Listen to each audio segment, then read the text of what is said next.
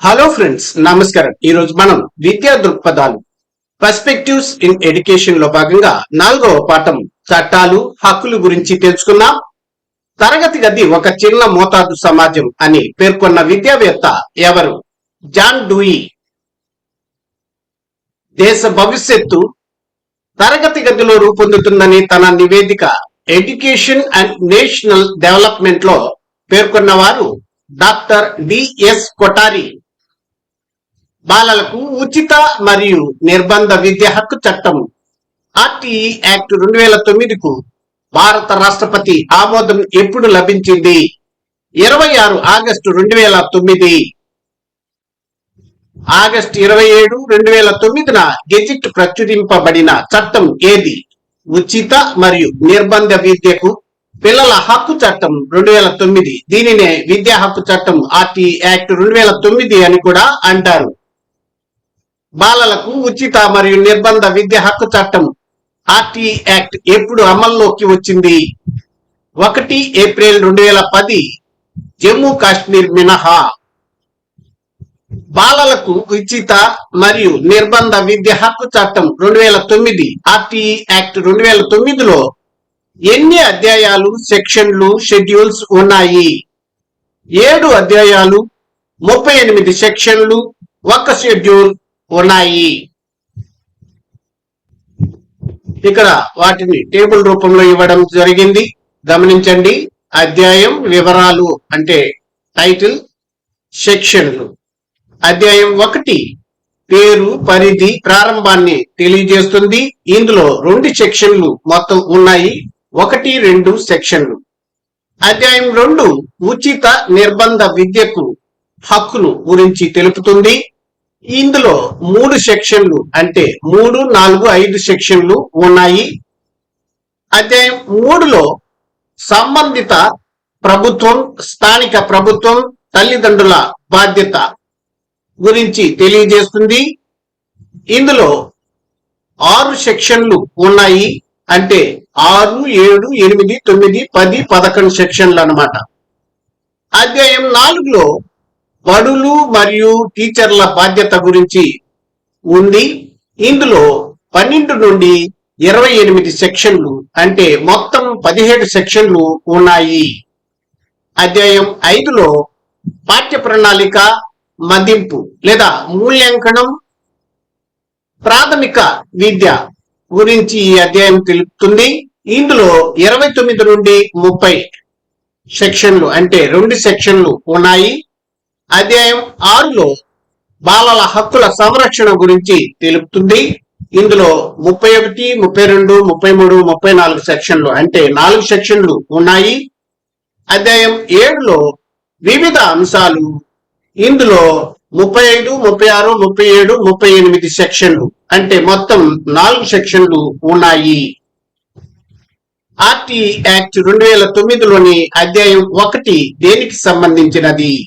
ప్రారంభ అంశాలు అంటే ఆర్టీఈ యాక్ట్ చట్టం పేరు, దాని యొక్క పరిధి, దాని యొక్క ప్రారంభం, ఆర్టీఈ యాక్ట్ ఎప్పుడు ప్రారంభమైంది, నిర్వచనాలు ఉన్నాయి.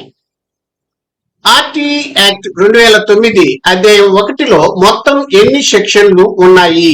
2 సెక్షన్లు అంటే సెక్షన్ 1 పేరు, పరిధి, ప్రారంభం గురించి తెలిపితే సెక్షన్ 2 నిర్వచనాలు తెలుపుతుంది.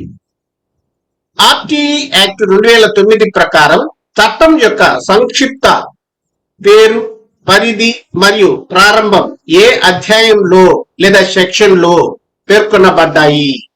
అధ్యాయం 1వ సెక్షన్ లో విద్యా హక్కు చట్టంలో ఉపయోగించిన వివిధ పదాల నిర్వచనాలు ఏ అధ్యాయంలో లేదా సెక్షన్ లో పేర్కొనబడ్డాయి?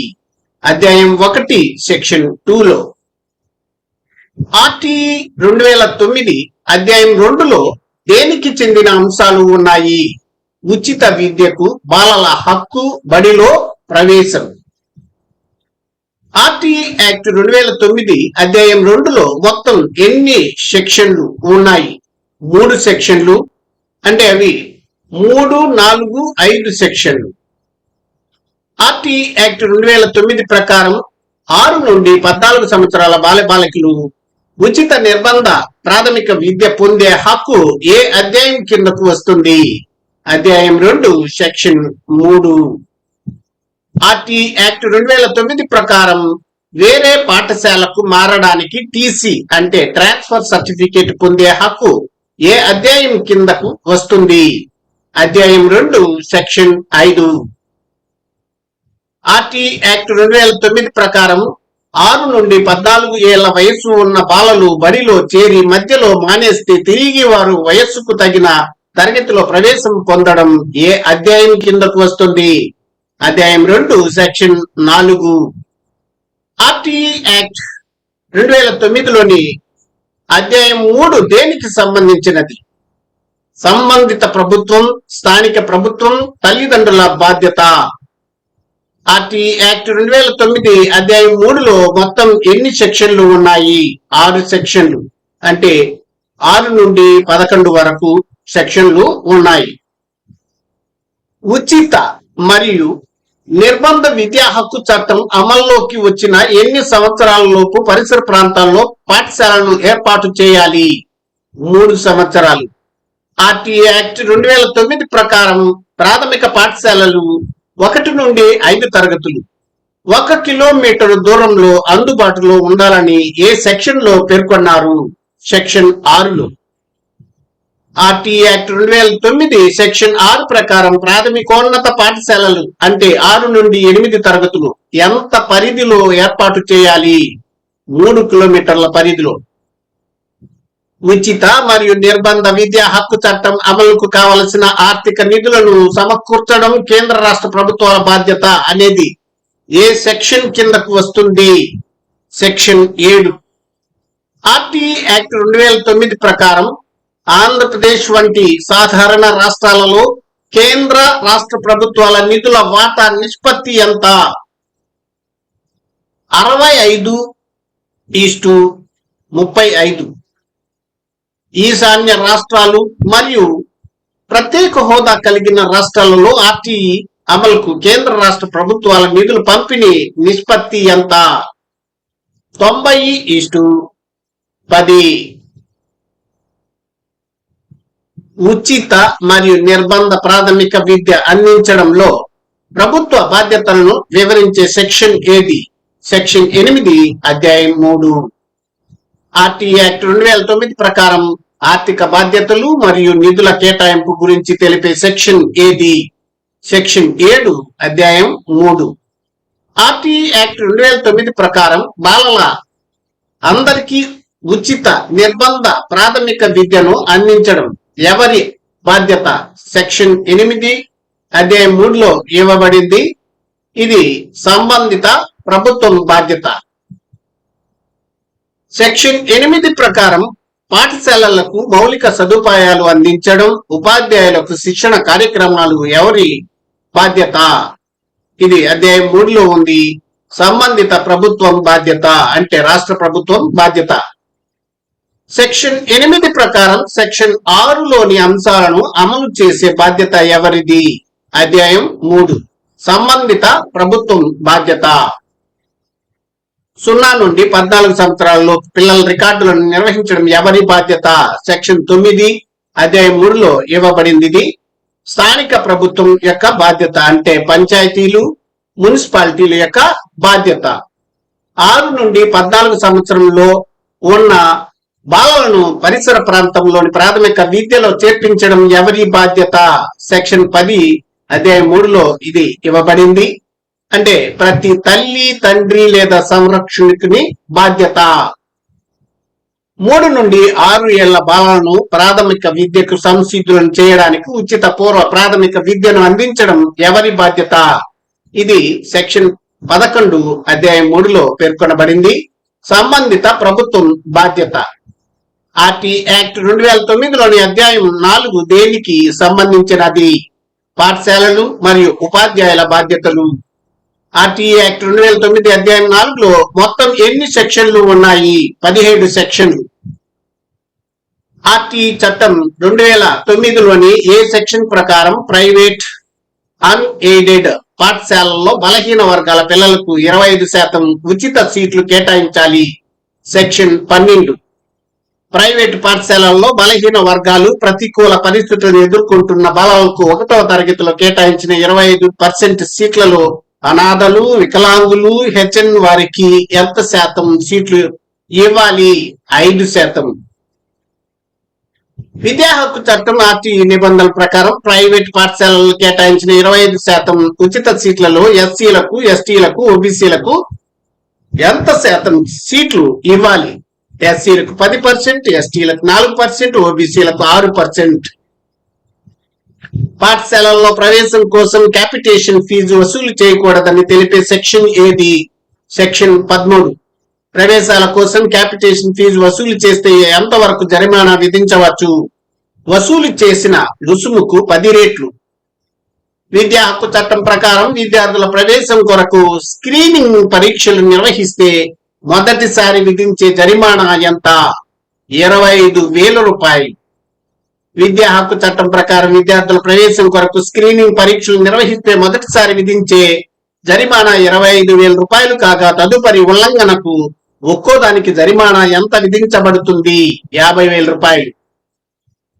విద్యా హక్కు చట్టం ప్రకారం వయస్సు ధృవీకరణ పత్రం లేదన్న కారణంగా బడిలో ప్రవేశాన్ని తిరస్కరించకూడదు అని తెలిపే సెక్షన్ ఏది? సెక్షన్ 14.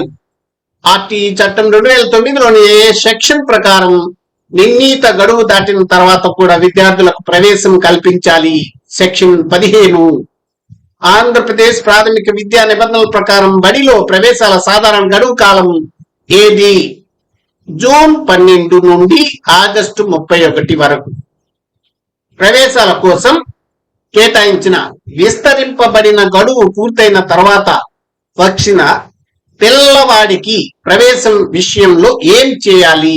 ప్రవేశాన్ని నిరాకరించకూడదు.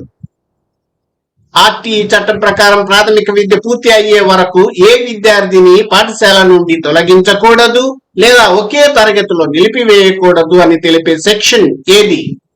సెక్షన్ 16. పాఠశాలల్లో పిల్లలను శారీరకంగా దండించడం మరియు మానసికంగా వేధించడాన్ని నిషేధించే సెక్షన్ ఏది? సెక్షన్ 17. ఆర్టీఈ చట్టం 2009లోని ఏ సెక్షన్ ప్రకారం గుర్తింపు ధృవీకరణ పత్రం సర్టిఫికేట్ ఆఫ్ రికగ్నిషన్ లేకుండా ఏ పాఠశాలను ప్రారంభించకూడదు లేదా నడపకూడదు? సెక్షన్ 18. గుర్తింపు లేకుండా పాఠశాలను నడిపిన లేదా గుర్తింపు రద్దయిన తర్వాత కూడా కొనసాగించిన విధించే ప్రాథమిక జరిమానా ఎంత? సెక్షన్ 18 క్లాజ్ 5 1,00,000 రూపాయల వరకు జరిమానా ఉంటుంది. సెక్షన్ 18 క్లాజ్ 5 ప్రకారం పాఠశాల ఉల్లంఘన కొనసాగితే సదరు పాఠశాల కొనసాగించిన ప్రతి ఒక్క రోజుకు విధించే అదనపు జరిమానా ఎంత? రోజుకు 10,000 రూపాయల వరకు. ఆర్టీఈ చట్టం 2009లోని ఏ సెక్షన్ పాఠశాల ప్రమాణాలు మరియు నియమాలను నిర్దేశిస్తుంది? సెక్షన్ 19. ఆర్టీఈ చట్టం 2009లోని అధ్యాయం 4 ఏ అంశాన్ని చర్చిస్తుంది? పాఠశాలలు మరియు ఉపాధ్యాయుల బాధ్యతలు. ఆర్టీఈ చట్టం 2009లోని సెక్షన్ 20 దేనికి సంబంధించినది? పాఠశాల నిబంధనలు మరియు ప్రామాణికాల అనుబంధ షెడ్యూల్ను సవరించే అధికారం. ఆర్టీఈ చట్టం 2009లోని షెడ్యూల్ను సవరించే లేదా నూతన నిబంధనలను చేర్చే అధికారం ఎవరికి ఉంటుంది? కేంద్ర ప్రభుత్వానికి. ఆర్టీఈ యాక్ట్ 2009 ప్రకారం అధ్యాయం 4లో ఎక్కడి నుండి ఎక్కడి వరకు సెక్షన్లు ఉంటాయి? సెక్షన్ 12 నుండి సెక్షన్ 28 వరకు. ఆర్టీఈ చట్టం 2009లోని అధ్యాయం 4 కింద ఉన్న ఏ సెక్షన్ ప్రకారం పేరెంట్ మానిటరింగ్ కమిటీ అంటే పీసీ లేదా పిఎంసి ని ఏర్పాటు చేస్తారు? సెక్షన్ 21. ఆర్టీఈ చట్టం 2009లోని అధ్యాయం 4 కింద ఉన్న 21 సెక్షన్ ప్రకారం పాఠశాల యాజమాన్య కమిటీ ఎస్ఎంసి లేదా పిఎంసిలో తల్లిదండ్రులు సభ్యులుగా ఉండాల్సిన శాతం ఎంత? 75%. ఆర్టీఈ చట్టం 2009లోని సెక్షన్ 21 ప్రకారం పాఠశాల యాజమాన్య కమిటీ ఎస్ఎంసి లేదా పిఎంసిలో స్థానిక ప్రాధికార సంస్థ ప్రజాప్రతినిధులు, ఉపాధ్యాయులు, విద్యావేత్తలు మరియు ఇతర సభ్యులు కలిపి ఉండాల్సిన గరిష్ట శాతం ఎంత? 25%. ఆర్టీఈ చట్టం 2009లోని సెక్షన్ 21 ప్రకారం పాఠశాల యాజమాన్య కమిటీ ఎస్ఎంసి లేదా పిఎంసిలో మొత్తం సభ్యులలో కనీసం ఎంత శాతం మంది మహిళలు ఉండాలి? 50%. ఆర్టీఈ చట్టం 2009లోని సెక్షన్ 21 ప్రకారం పాఠశాల యాజమాన్య కమిటీ ఎస్ఎంసి లేదా పిఎంసి చైర్మన్ గా ఎవరు వ్యవహరిస్తారు? విద్యార్థి యొక్క తల్లి లేదా తండ్రి. ఆర్టీఈ చట్టం 2009లోని సెక్షన్ 21 ప్రకారం పాఠశాల యాజమాన్య కమిటీ అంటే ఎస్ఎంసి లేదా పిఎంసి కన్వీనర్ గా ఎవరు వ్యవహరిస్తారు? ప్రధానోపాధ్యాయులు. ఆర్టీఈ చట్టం 2009లోని అధ్యాయం 4 కింద ఉన్న సెక్షన్ 22 ప్రధానంగా దేని గురించి తెలుపుతుంది? పాఠశాల అభివృద్ధి ప్రణాళిక గురించి. ఆర్టీఈ చట్టం 2009లోని అధ్యాయం 4 కింద ఉన్న ఏ సెక్షన్ ఉపాధ్యాయుల నియామకానికి ఉండాల్సిన అర్హతలు, షరతులు, నిబంధనల గురించి వివరిస్తుంది? సెక్షన్ 23. ఆర్టీఈ చట్టం 2009లోని అధ్యాయం 4 కింద ఉన్న ఏ సెక్షన్ ఉపాధ్యాయులు నిర్వహించాల్సిన విధులు మరియు వారి ఫిర్యాదుల పరిష్కారం గురించి వివరిస్తుంది? సెక్షన్ 24. ఆర్టీఈ చట్టం 2009లోని అధ్యాయం 4 కింద ఉన్న ఏ సెక్షన్ పాఠశాలల్లో విద్యార్థి ఉపాధ్యాయ నిష్పత్తి పీపుల్ టీచర్ రేషియో పీటీఆర్ ను తప్పనిసరిగా పాటించాలని తెలుపుతుంది? సెక్షన్ 25. ఆర్టీఈ చట్టం 2009లోని అధ్యాయం 4 కింద ఉన్న ఏ సెక్షన్ పాఠశాలల్లో ఉపాధ్యాయుల ఖాళీ భర్తీ గురించి వివరిస్తుంది? సెక్షన్ 26. ఆర్టీఈ చట్టం 2009లోని అధ్యాయం 4 కింద ఉన్న ఏ సెక్షన్ ప్రకారం ఉపాధ్యాయులను విద్యేతర పనుల్లో నియమించడాన్ని నిషేధించారు? సెక్షన్ 27. ఆర్టీఈ చట్టం 2009లోని అధ్యాయం 4 కింద ఉన్న ఏ సెక్షన్ ప్రకారం ఉపాధ్యాయులు ప్రైవేట్ ట్యూషన్లు లేదా ప్రైవేట్ బోధనా వ్యాపకం చేపట్టడాన్ని నిషేధించారు? సెక్షన్ 28. ఆర్టీఈ చట్టం 2009లోని అధ్యాయం 5 కింద మొత్తం ఎన్ని సెక్షన్లు ఉన్నాయి? 2 సెక్షన్లు. Section 29, section 30. ఆర్టీఈ యాక్ట్ 2009 ప్రకారం పాఠ్య ప్రణాళిక మదింపు లేదా మూల్యాంకనం ప్రాథమిక విద్య ఏ అధ్యాయం కిందకు వస్తుంది? అధ్యాయం 5.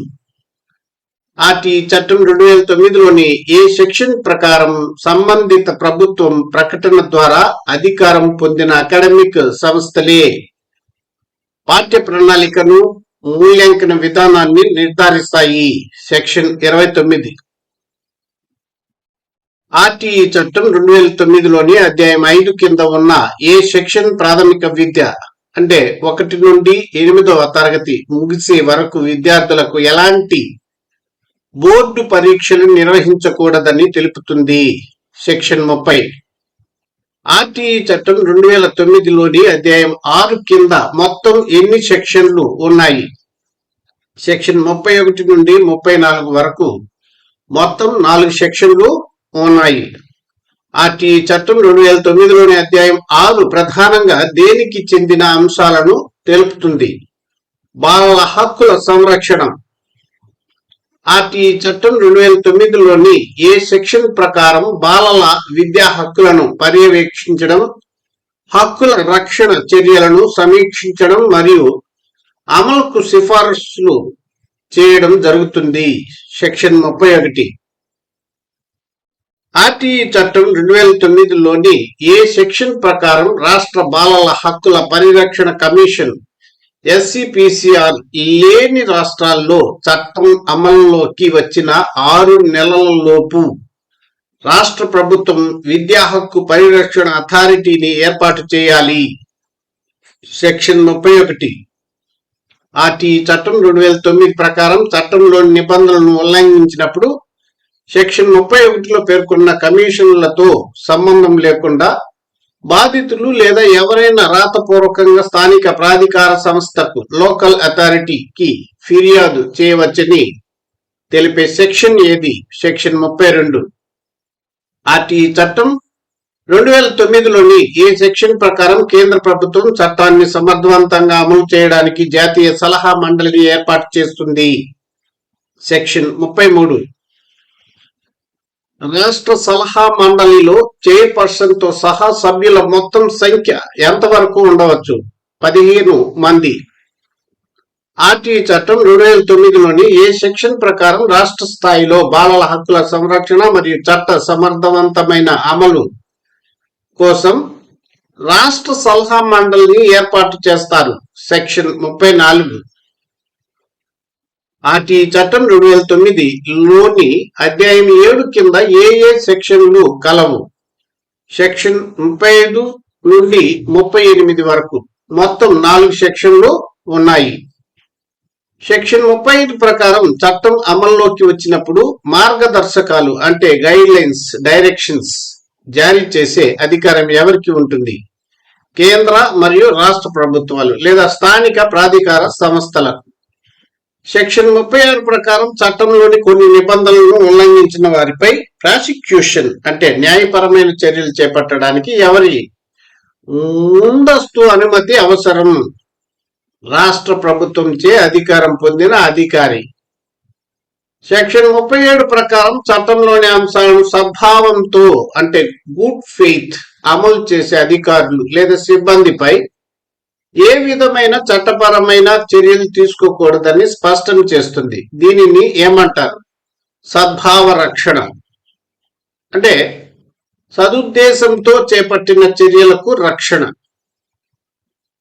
సెక్షన్ 38 ప్రకారం ఆర్టీఈ చట్టాన్ని సమర్థవంతంగా అమలు చేయడానికి నిబంధనలు లేదా రూల్స్ రూపొందించే అధికారం ఎవరికి ఇవ్వబడింది? సంబంధిత ప్రభుత్వాలకు, కేంద్ర మరియు రాష్ట్ర ప్రభుత్వాలకు. ఆర్టీఈ చట్టంలోని ఏ సెక్షన్లు పాఠశాలల నిబంధనలు మరియు ప్రమాణాలకు సంబంధించినవి? సెక్షన్ 19 మరియు 25. 1 నుండి 5వ తరగతి వరకు ఎంతమంది కంటే ఎక్కువ విద్యార్థులు ఉంటే ప్రాథమిక పాఠశాల ప్రధానోపాధ్యాయుని అంటే హెడ్ మాస్టర్ పోస్టు కేటాయించబడుతుంది? 150 మంది. 1 నుండి 5వ తరగతి వరకు పాఠశాలలో చేర్చుకోబడిన పిల్లల సంఖ్య 60 వరకు ఉంటే ఎంతమంది ఉపాధ్యాయులు ఉండాలి? 2. 1 నుండి 5వ తరగతి వరకు విద్యార్థుల సంఖ్య 61 నుండి 90 వరకు ఉన్నట్లయితే కేటాయించాల్సిన ఉపాధ్యాయుల సంఖ్య ఎంత? 3 అంటే 3. 1 నుండి 5వ తరగతి వరకు పిల్లల సంఖ్య 91 నుండి 120 వరకు ఉన్నప్పుడు ఉపాధ్యాయుల సంఖ్య ఎంత ఉండాలి? 4. 1 నుండి 5వ తరగతి వరకు విద్యార్థుల సంఖ్య 121 నుండి 200 వరకు ఉంటే ఎంతమంది ఉపాధ్యాయులు మరియు ప్రధానోపాధ్యాయుడు ఉంటారు? 5 మంది ఉపాధ్యాయులు ప్లస్ ప్రధానోపాధ్యాయుడు ఉంటారు. 1 నుండి 5వ తరగతి వరకు పిల్లల సంఖ్య 200కు మించితే ప్రధానోపాధ్యాయుని మినహాయించి ఉపాధ్యాయ విద్యార్థుల నిష్పత్తి ఎంతకు మించకూడదు? 1:40. 6 నుండి 8వ తరగతులకు సంబంధించి ప్రతి తరగతికి కనీసం ఎంతమంది ఉపాధ్యాయులు ఉండాలి? 1. 6 నుండి 8వ తరగతిలో ప్రవేశాలు పెరిగినప్పుడు ఎంతమంది విద్యార్థులకు కనీసం 1 ఉపాధ్యాయుడు ఉండాలి? ప్రతి 35 మందికి. 6 నుండి 8వ తరగతిలో పిల్లల అడ్మిషన్లు ఎంత సంఖ్య దాటినప్పుడు పాఠశాలకు 1 పూర్తి కాలపు ప్రధానోపాధ్యాయుడు అంటే ఫుల్ టైం హెడ్ మాస్టర్ కేటాయించబడతారు? 100 కంటే ఎక్కువ. ఒక పాఠశాలలో 6 నుండి 8వ తరగతిలో 120 మంది విద్యార్థులు ఉన్నారనుకుంటే అక్కడ ఎవరిని కేటాయిస్తారు? 1 పూర్తి కాలపు ప్రధానోపాధ్యాయుడు, 1 ఆర్ట్ ఎడ్యుకేషన్, 1 ఆరోగ్య మరియు వ్యాయామ విద్య, 1 పని విద్య ఉపాధ్యాయుల్ని కేటాయిస్తారు. ఆర్టీఈ చట్టం 2009 ప్రకారం 6 నుండి 8వ తరగతులలో ప్రవేశాలు పెరిగినప్పుడు ఉపాధ్యాయ విద్యార్థుల నిష్పత్తి కనీసం ఎంత ఉండాలి? ప్రతి 35 మంది విద్యార్థులకు ఒక ఉపాధ్యాయుడు, అంటే 1:35. 1 నుండి 5వ తరగతి అంటే ప్రాథమిక స్థాయి వరకు ఒక విద్యా సంవత్సరంలో ఉండాల్సిన కనీస పని దినాలు ఎంత? 210 దినాలు. 6 నుండి 8వ తరగతి అంటే ఉన్నత ప్రాథమిక స్థాయి వరకు ఒక విద్యా సంవత్సరంలో ఉండాల్సిన కనీస పని దినాల సంఖ్య ఎంత? 220 దినాలు. 1 నుండి 5వ తరగతి విద్యార్థులకు ఒక విద్యా సంవత్సరంలో కనీసం ఎన్ని బోధనా గంటలు, ఇన్స్ట్రక్షనల్ అవర్స్ కేటాయించాలి? 800 గంటలు. 6 నుండి 8వ తరగతి విద్యార్థులకు ఒక విద్యా సంవత్సరంలో కనీసం ఉండాల్సిన బోధనా గంటలు అంటే ఇన్స్ట్రక్షనల్ అవర్స్ ఎన్ని? 1000 గంటలు. ఆర్టీఈ చట్టం 2009 నిబంధనల ప్రకారం 6 నుంచి 8వ తరగతి వరకు ఉపాధ్యాయునికి వారానికి కనీస ఎన్ని పని గంటలు ప్రిపరేషన్ అవర్స్ తో కలిపి ఉండాలి? 45 టీచింగ్ అవర్స్. ఆర్టీఈ అమలు చేస్తున్న దేశాల్లో ప్రపంచంలో అగ్రస్థానంలో ఉన్న దేశం ఏది? చిలీ. చిలీలో ఎన్ని సంవత్సరాల విద్యార్థులకు ఉచిత నిర్బంధ విద్యను అందిస్తున్నారు? 6 నుంచి 21 సంవత్సరాల విద్యార్థులకు. మానవ హక్కుల సాధనకు తొలిమెట్టుగా అభివర్ణించబడిన చారిత్రక ఒప్పందం ఏది? మాగ్నా కార్టా. ఐక్యరాజ్య సమితి యుఎన్ఓ ఏ సంవత్సరంలో మానవ హక్కుల కమిషన్ను నియమించింది? 1946. సార్వత్రిక మానవ హక్కుల ప్రకటన అంటే యుడిహెచ్ఆర్ ఏ కమిటీ లేదా సంఘం అధ్యక్షతన ఆమోదించబడింది? Franklin D Roosevelt. ప్రపంచవ్యాప్తంగా ప్రతి సంవత్సరం అంతర్జాతీయ మానవ హక్కుల దినోత్సవంగా ఏ రోజున జరుపుకుంటాం? డిసెంబర్ 10. సార్వత్రిక మానవ హక్కుల ప్రకటన యుడిహెచ్ఆర్ లో మొత్తం ఎన్ని ఆర్టికల్స్ అంటే ప్రకరణలు ఉన్నాయి? 30. విశ్వ మానవ హక్కుల ప్రకటనను యుడిహెచ్ఆర్ ఐక్యరాజ్య సమితి ఏ తేదీన ప్రకటించింది? 1948 డిసెంబర్ 10. మానవ హక్కులు మరియు పౌర స్వేచ్ఛల సాధనకు తొలి మెట్టుగా వర్ణించబడిన మాగ్నా కార్టా పై ఏ దేశ రాజు సంతకం చేశారు? ఇంగ్లాండ్. చారిత్రాత్మక మాగ్నా కార్టా ఒప్పందాన్ని 1215 జూన్ 15న ప్రకటించిన లేదా ఆమోదించిన ఇంగ్లాండ్ రాజు ఎవరు? King John. టెక్స్ట్ బుక్ లో ఇచ్చినట్లు జేమ్స్ I కాదు. 1986లో యుఎన్ఓ ఆమోదించిన declaration on the right to development ను 1993లో ఏ నగరంలో జరిగిన ప్రపంచ మానవ హక్కుల సదస్సులో అన్ని దేశాలు ఏకగ్రీవంగా ఆమోదించాయి? వియన్నా 1993. భారతదేశంలో మానవ హక్కుల పరిరక్షణ చట్టం ఏ సంవత్సరంలో అమలులోకి వచ్చింది? 1993. ఐక్యరాజ్య సమితి యుఎన్ఓ ఏ కాలాన్ని మానవ హక్కుల విద్య దశాబ్దం decade for human rights education గా ప్రకటించింది? 1995, 2004.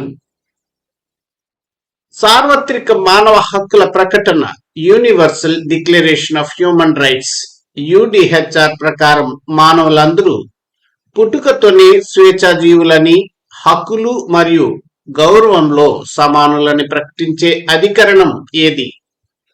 అధికరణం 1. మానవులకు జాతి, మత, వర్ణ, భాష, రాజకీయ, ఆస్తి, హోదా వంటి ఎలాంటి వివక్షలు లేకుండా హక్కులన్నీ సమానంగా వస్తాయని విశ్వజనీన మానవ హక్కుల ప్రకటనలోని ఏ ఆర్టికల్ స్పష్టం చేస్తుంది? ఆర్టికల్ 2. విశ్వజనీన మానవ హక్కుల ప్రకటన universal declaration of human rights UDHR ప్రకారం ప్రతి వ్యక్తికి జీవించే హక్కు, స్వేచ్ఛ మరియు భద్రత పొందే హక్కును హామీ ఇచ్చే ఆర్టికల్ ఏది? ఆర్టికల్ 3. బానిసత్వం ఏ రూపంలో ఉన్నా దానిని నిరోధిస్తూ ఏ వ్యక్తిని బానిసగా ఉంచరాదని universal declaration of human rights UDHR లోని ఏ అధికరణం పేర్కొంటుంది? అధికరణం 4. మానవ హక్కుల ప్రకటన ప్రకారం ఏ వ్యక్తిని హింసలకు, క్రూరత్వానికి, అమానుషమైన చర్యలకు గురి చేయకూడదని నిబంధించే ఆర్టికల్ ఏది? ఆర్టికల్ 5. ప్రపంచంలో ఏ దేశంలోనైనా చట్టం ముందు అందరికీ అన్ని చోట్ల గుర్తింపు పొందే హక్కు ఉందనే భావన UDHR లోని ఏ ఆర్టికల్ కు సంబంధించినది? Article 6. Universal declaration of human rights UDHR ప్రకారం చట్టం దృష్టిలో అందరూ సమానులే మరియు చట్టం అందరికీ సమాన రక్షణ కల్పిస్తుందని ఏ ఆర్టికల్ హామీ ఇస్తోంది? ఆర్టికల్ 7. వివిధ దేశాల్లో ప్రాథమిక హక్కుల ఉల్లంఘన జరిగినప్పుడు పౌరులు న్యాయస్థానాన్ని ఆశ్రయించే హక్కును UDHR లోని ఏ అధికరణం కల్పిస్తుంది? అధికరణం 8.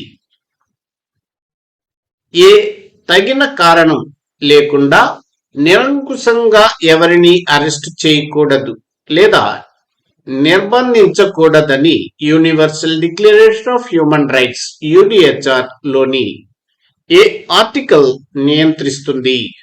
ఆర్టికల్ 9. ఒక వ్యక్తిపై మోపబడిన ఆరోపణల విషయంలో తన వాదనను బహిరంగంగా వినిపించే హక్కు ఉందనేది UDHR లోని ఏ ఆర్టికల్? ఆర్టికల్ 10. కోర్టు నేరాన్ని అధికారికంగా రుజువు చేసే వరకు ఏ వ్యక్తిని దోషిగా పరిగణించరాదని universal declaration of human rights UDHR లోని ఏ అధికరణం స్పష్టం చేస్తోంది? అధికరణం 11. విశ్వజనీన మానవ హక్కుల ప్రకటన UDHR ప్రకారం ప్రతి ఒక్కరూ తమ వ్యక్తిగత జీవితాన్ని స్వేచ్ఛగా కొనసాగించే హక్కు ఉందనే అంశం ఏ ఆర్టికల్లో ఉంది? ఆర్టికల్ 12. ప్రతి ఒక్కరూ ఎక్కడైనా స్వేచ్ఛగా సంచరించే మరియు స్థిర నివాసం ఏర్పరచుకునే హక్కును విశ్వజనీన మానవ హక్కుల ప్రకటన UDHR లోని ఏ ఆర్టికల్ ప్రసాదిస్తుంది? ఆర్టికల్ 13. వేధింపుల నుండి తప్పుకోవడానికి మరో దేశంలో శరణు అంటే ఆశ్రయం పొందే హక్కును విశ్వజనీన మానవ హక్కుల ప్రకటన UDHR లోని ఏ అధికరణం ప్రకటిస్తుంది? అధికరణం 14. జాతీయత హక్కును పొందడంతో పాటు తమ జాతీయ పౌరసత్వాన్ని మార్చుకునే స్వేచ్ఛను UDHR లోని ఏ ఆర్టికల్ కల్పిస్తుంది? Article 15. Universal declaration of human rights UDHR ప్రకారం స్త్రీ పురుషులందరికీ స్వేచ్ఛగా వివాహం చేసుకునే మరియు కుటుంబాన్ని ఏర్పరచుకునే హక్కు ఉందనే అంశం ఏ ఆర్టికల్లో ఉంది? ఆర్టికల్ 16. ప్రతి ఒక్కరూ ఆస్తిని కలిగి ఉండే హక్కును కల్పిస్తూ ఏ కారణం లేకుండా ఆ ఆస్తిని రద్దు చేయకూడదని పేర్కొనే UDHR అధికరణం ఏది? అధికరణం 17. భావ ప్రకటన స్వేచ్ఛ, మత స్వేచ్ఛ మరియు మతాన్ని మార్చుకునే స్వేచ్ఛను universal declaration of human rights UDHR లోని ఏ ఆర్టికల్ ప్రసాదిస్తుంది? ఆర్టికల్ 18. విశ్వజనీన మానవ హక్కుల ప్రకటన UDHR ప్రకారం భౌగోళిక సరిహద్దులతో సంబంధం లేకుండా అభిప్రాయాలను ప్రకటించే మరియు సమాచారాన్ని పొందే హక్కును ఏ ఆర్టికల్ నిర్దేశిస్తుంది? ఆర్టికల్ 19. శాంతియుతమైన పద్ధతిలో సమావేశాలు మరియు సంఘాలు నిర్వహించుకునే హక్కును విశ్వజనీన మానవ హక్కుల ప్రకటన UDHR లోని ఏ అధికరణం హామీ ఇస్తుంది? అధికరణం 20. ప్రత్యక్షంగా గాని పరోక్షంగా గాని దేశ పాలనలో పాల్గొనే హక్కు మరియు స్వేచ్ఛ ఓటింగ్ ద్వారా ప్రజాస్వామ్య ప్రభుత్వాన్ని ఎన్నుకునే హక్కును UDHR లోని ఏ ఆర్టికల్ కల్పిస్తుంది? Article 21. Universal declaration of human rights UDHR ప్రకారం సమాజంలో ప్రతి మనిషికి తగిన సామాజిక భద్రతను కోరే హక్కు ఉందని ఏ ఆర్టికల్ తెలుపుతుంది? ఆర్టికల్ 22. విశ్వజనీన మానవ హక్కుల ప్రకటన UDHR ప్రకారం శ్రమకు తగ్గ ప్రతిఫలంగా ప్రతి మనిషికి సమాన పనికి సమాన వేతనం పొందే హక్కును ఏ అధికరణం సమర్థిస్తుంది? అధికరణం 23. Universal declaration of human rights UDHR ప్రకారం పౌరులందరికీ ఉన్నత ప్రమాణాలతో కూడిన ఆరోగ్యాన్ని పొందే హక్కును ఏ ఆర్టికల్ ఉద్ఘాటిస్తుంది? ఆర్టికల్ 24. విశ్వజనీన మానవ హక్కుల ప్రకటన UDHR ప్రకారం మానవుల ప్రాథమిక అవసరాలైన తిండి, గుడ్డ, గూడు, వైద్య సదుపాయం మరియు సామాజిక రక్షణ పొందే హక్కును ఏ ఆర్టికల్ కల్పిస్తుంది? ఆర్టికల్ 25. విశ్వజనీన మానవ హక్కుల ప్రకటన UDHR ప్రకారం ప్రతి ఒక్కరికి చదువుకునే హక్కు, విద్యా హక్కు ఉందని ఏ అధికరణం స్పష్టంగా పేర్కొంటుంది? అధికరణం 26. సమాజంలోని సాంస్కృతిక మరియు సామాజిక కార్యకలాపాలలో స్వేచ్ఛగా పాల్గొనే హక్కును విశ్వజనీన మానవ హక్కుల ప్రకటన universal declaration of human rights UDHR లోని ఏ ఆర్టికల్ ఇస్తుంది? ఆర్టికల్ 27. విశ్వజనీన మానవ హక్కుల ప్రకటన UDHR లోని హక్కులన్నీ నిజమయ్యేందుకు ప్రతి వ్యక్తి సంబంధిత సామాజిక లేదా అంతర్జాతీయ వ్యవహారాల్లో పాల్గొనవచ్చని తెలిపే ఆర్టికల్ ఏది? ఆర్టికల్ 28. హక్కులతో పాటు ప్రతి వ్యక్తి సమాజం పట్ల కొన్ని బాధ్యతలను నిర్వహించాలని విశ్వజనీన మానవ హక్కుల ప్రకటన UDHR లోని ఏ ఆర్టికల్ గుర్తు చేస్తుంది?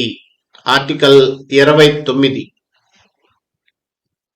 Universal declaration of human rights UDHR లోని పేర్కొన్న హక్కులను ఏ దేశం గాని ఏ వ్యక్తి గాని తమ స్వార్థానికి అనుకూలంగా దుర్వినియోగం చేయడానికి వీల్లేదని పరిమితి విధించే అధికరణం ఏది? అధికరణం 30. విశ్వజనీన మానవ హక్కుల ప్రకటన UDHR ప్రకారం ప్రత్యక్షంగా గాని పరోక్షంగా గాని దేశ పాలన వ్యవస్థలో పాల్గొనే హక్కు మరియు స్వేచ్ఛ ఓటింగ్ ద్వారా ప్రభుత్వాలను ఎన్నుకునే హక్కును ఏ అధికరణం కల్పిస్తుంది? అధికరణం 21.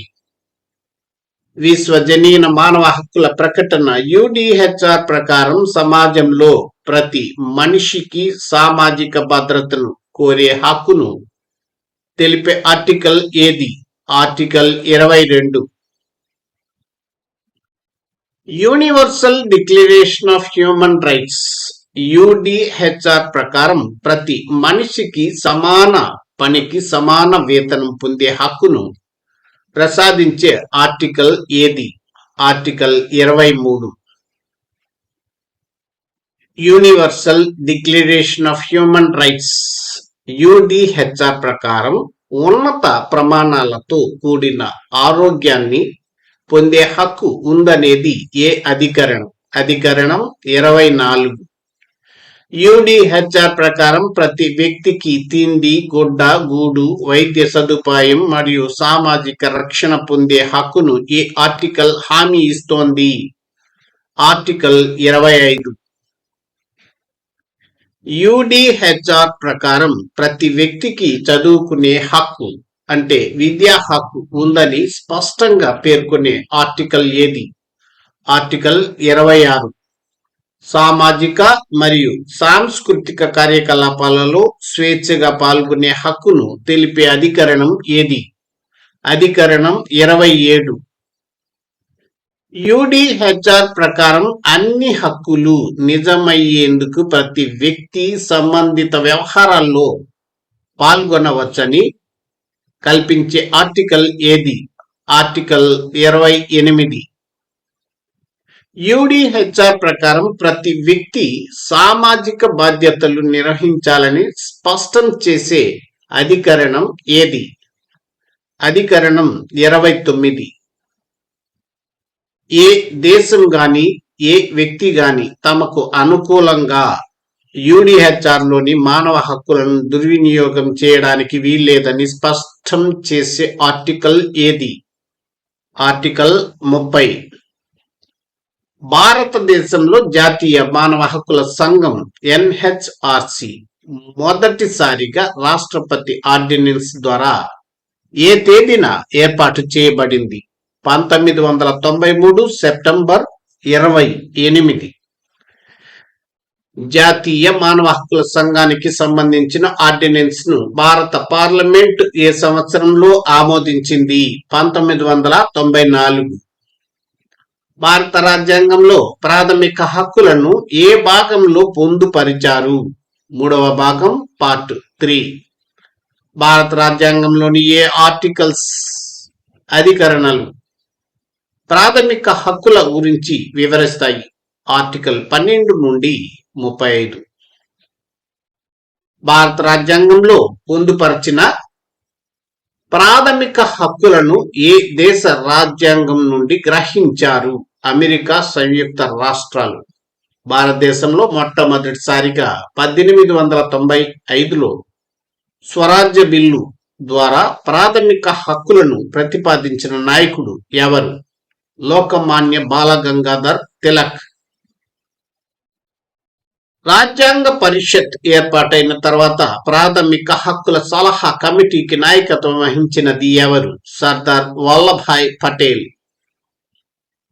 ప్రాథమిక హక్కులపై ఏర్పరిచిన సబ్ కమిటీ లేదా ఉప కమిటీకి నేతృత్వం వహించిన నాయకుడు ఎవరు? జేబి కృపలాని. భారత రాజ్యాంగంలో ప్రాథమిక హక్కులను ఏ కమిటీ నివేదిక ఆధారంగా 3వ భాగంలో చేర్చారు? జేబి కృపలాని నేతృత్వంలోని సబ్ కమిటీ. సమానత్వపు హక్కు ఏ ఆర్టికల్స్ పరిధిలోకి వస్తుంది? ఆర్టికల్ 14 నుండి 18. స్వేచ్ఛ స్వాతంత్ర్యపు హక్కును తెలిపే ఆర్టికల్స్ ఏవి? ఆర్టికల్ 19 నుండి 22. పీడనాన్ని నిరోధించే హక్కు ఏ ఆర్టికల్స్ లో ఇవ్వబడింది? ఆర్టికల్ 23, 24. మత స్వాతంత్ర్యపు హక్కుకు సంబంధించిన ఆర్టికల్స్ ఏవి? ఆర్టికల్ 25, 28. సాంస్కృతిక విద్యా విషయక హక్కు ఏ ఆర్టికల్స్ మధ్య పేర్కొనబడింది? ఆర్టికల్ 29, 30. తొలగించబడిన ఆస్తి హక్కు ఏ ఆర్టికల్ కు సంబంధించినది? ఆర్టికల్ 31. రాజ్యాంగ పరిహార హక్కును తెలిపే ఆర్టికల్ ఏది? ఆర్టికల్ 32.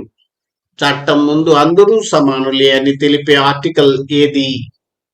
ఆర్టికల్ 14. జాతి, కుల, మత, లింగ, వర్ణ వివక్ష నిషేధం గురించి తెలిపే ఆర్టికల్ ఏది? ఆర్టికల్ 15. ప్రభుత్వ ఉద్యోగాల్లో అందరికీ సమాన అవకాశాలు కల్పించే ఆర్టికల్ ఏది? ఆర్టికల్ 16.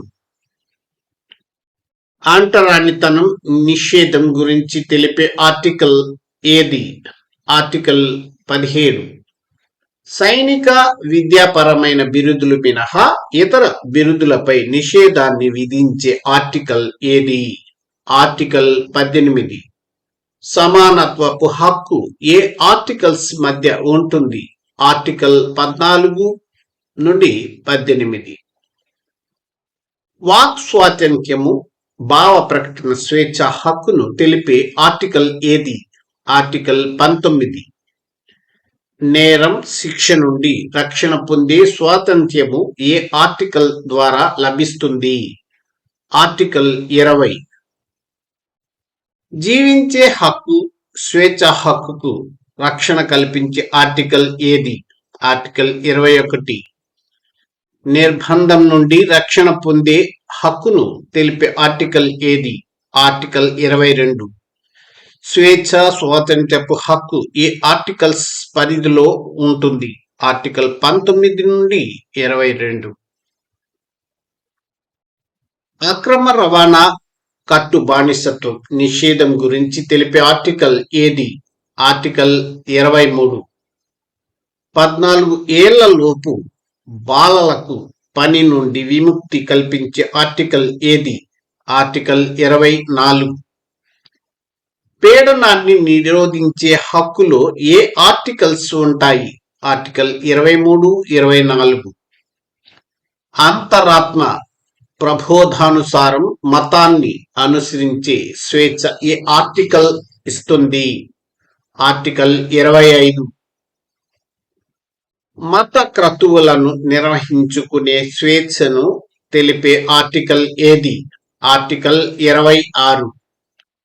మత వ్యాప్తికి చేసే వ్యయంపై పన్నులు చెల్లించిన అవసరం లేదని తెలిపే ఆర్టికల్ ఏది? ఆర్టికల్ 27. ప్రభుత్వ విద్యాలయాల్లో మత బోధన నిషేధం గురించి తెలిపే ఆర్టికల్ ఏది? ఆర్టికల్ 28. మత స్వాతంత్రపు హక్కు ఏ ఆర్టికల్స్ పరిధిలోకి వస్తుంది? ఆర్టికల్ 25 నుండి 28. మైనారిటీల ప్రయోజనాల పరిరక్షణ గురించి తెలిపే ఆర్టికల్ ఏది? ఆర్టికల్ 29. విద్యా సంస్థలను నిర్వహించుకున్నటకు అల్పసంఖ్యాక వర్గాల వారికి గల హక్కును తెలిపే ఆర్టికల్ ఏది? ఆర్టికల్ 30. సాంస్కృతిక విద్యా విషయక హక్కుల పరిధి ఏది? ఆర్టికల్ 29, 30. ఆస్తి హక్కు ఆర్టికల్ 31 ఏ తేదీ నుండి రద్దు అయింది? 26/1979 నుండి. ఆస్తి హక్కును ఏ రాజ్యాంగ సవరణ చట్టం ద్వారా రద్దు చేశారు? 44వ రాజ్యాంగ సవరణ చట్టం 1978 ద్వారా. రద్దయిన ఆస్తి హక్కును ఏ అధికరణ ద్వారా చట్టబద్ధ హక్కుగా మార్చారు? 300 ఏ అధికరణ ద్వారా. ఆస్తి హక్కును తొలగించిన తర్వాత ఏ హక్కుగా మార్చారు? చట్టబద్ధ హక్కుగా. రాజ్యాంగ పరిహార హక్కు ఏ ఆర్టికల్ కు సంబంధించినది? ఆర్టికల్ 32. ప్రాథమిక హక్కులకు సుప్రీం కోర్టును ఆశ్రయించే హక్కును కల్పించే ఆర్టికల్ ఏది? ఆర్టికల్ 32.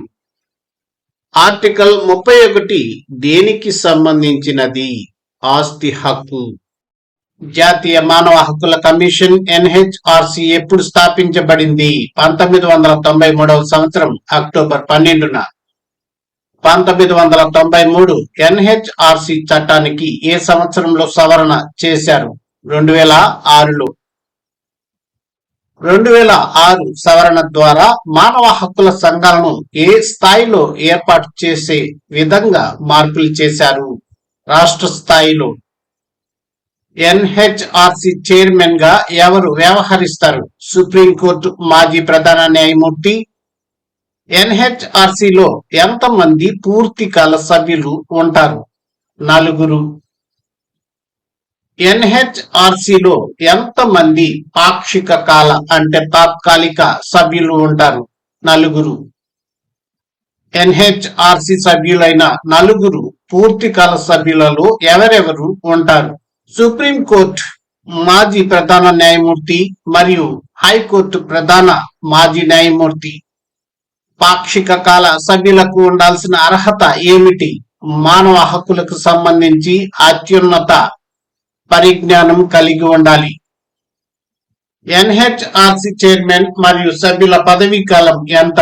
5 సంవత్సరాలు లేదా 70 సంవత్సరాల వయస్సు ఏది ముందైతే అది. ఎన్హెచ్ఆర్సి చైర్మన్ మరియు సభ్యులను ఎవరు నియమిస్తారు? రాష్ట్రపతి. ఎన్హెచ్ఆర్సి ఎంపిక కమిటీకి అధ్యక్షుడు ఎవరు? ప్రధానమంత్రి. ఎన్హెచ్ఆర్సి ఎంపిక కమిటీలో సభ్యులుగా ఎవరు ఉంటారు? లోక్సభ స్పీకర్, రాజ్యసభ ఉపాధ్యక్షుడు, కేంద్ర హోంశాఖ మంత్రి, లోక్సభ ప్రతిపక్ష నాయకుడు మరియు రాజ్యసభ ప్రతిపక్ష నాయకుడు. జాతీయ మానవ హక్కుల కమిషన్ ఏ కోర్టు అధికారాలను కలిగి ఉంటుంది? సివిల్ కోర్టు అధికారాలు. ఎన్హెచ్ఆర్సి మొదటి చైర్మన్ ఎవరు? రంగనాథ్ మిశ్రా. ఎన్హెచ్ఆర్సి ప్రస్తుతం పేర్కొన్న చైర్మన్ ఎవరు?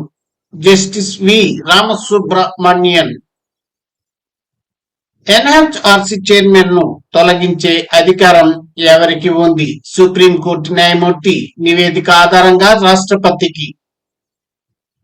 రాష్ట్ర మానవ హక్కుల కమిషన్ ఏ చట్టం నిబంధనల మేరకు ఏర్పాటు చేయబడింది?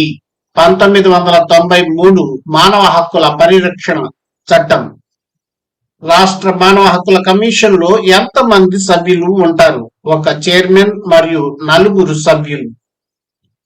రాష్ట్ర మానవ హక్కుల కమిషన్ చైర్మన్ లేదా సభ్యులుగా ఎవరు ఉంటారు? మాజీ హైకోర్టు న్యాయమూర్తి మరియు జిల్లా మాజీ ప్రధాన న్యాయమూర్తి ప్లస్ మానవ హక్కుల కమిషన్ ప్రతినిధులు. రాష్ట్ర మానవ హక్కుల కమిషన్ ఎంపిక కమిటీకి అధ్యక్షుడు ఎవరు? ముఖ్యమంత్రి. రాష్ట్ర మానవ హక్కుల కమిషన్ ఎంపిక కమిటీలోని సభ్యులు ఎవరు? స్పీకర్, రాష్ట్ర హోంమంత్రి, శాసనసభ ప్రతిపక్ష నాయకుడు మరియు శాసన మండలి ప్రతిపక్ష నాయకుడు. రాష్ట్ర మానవ హక్కుల కమిషన్ చైర్మన్ మరియు స్పీకర్ పదవీ కాలం ఎంత? 5 సంవత్సరాలు లేదా 70 సంవత్సరాల వయస్సు ఏది ముందైతే అది. రాష్ట్ర మానవ హక్కుల కమిషన్ చైర్మన్ మరియు సభ్యులను ఎవరు నియమిస్తారు? గవర్నర్. యుఎన్సిఆర్సిని విస్తరించండి. United nations convention on the rights of the child. మానవ హక్కుల విద్యను చేపట్టిన అంతర్జాతీయ సంస్థ ఏది? యునెస్కో.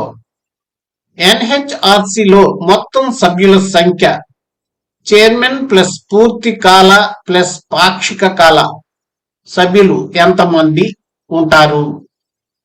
9 మంది. కబీర్ ఇషా యూట్యూబ్ ఛానల్లో 6th క్లాస్ నుండి 10th క్లాస్ వరకు social content lesson wise videos చూడాలనుకుంటే 59 రూపాయలు.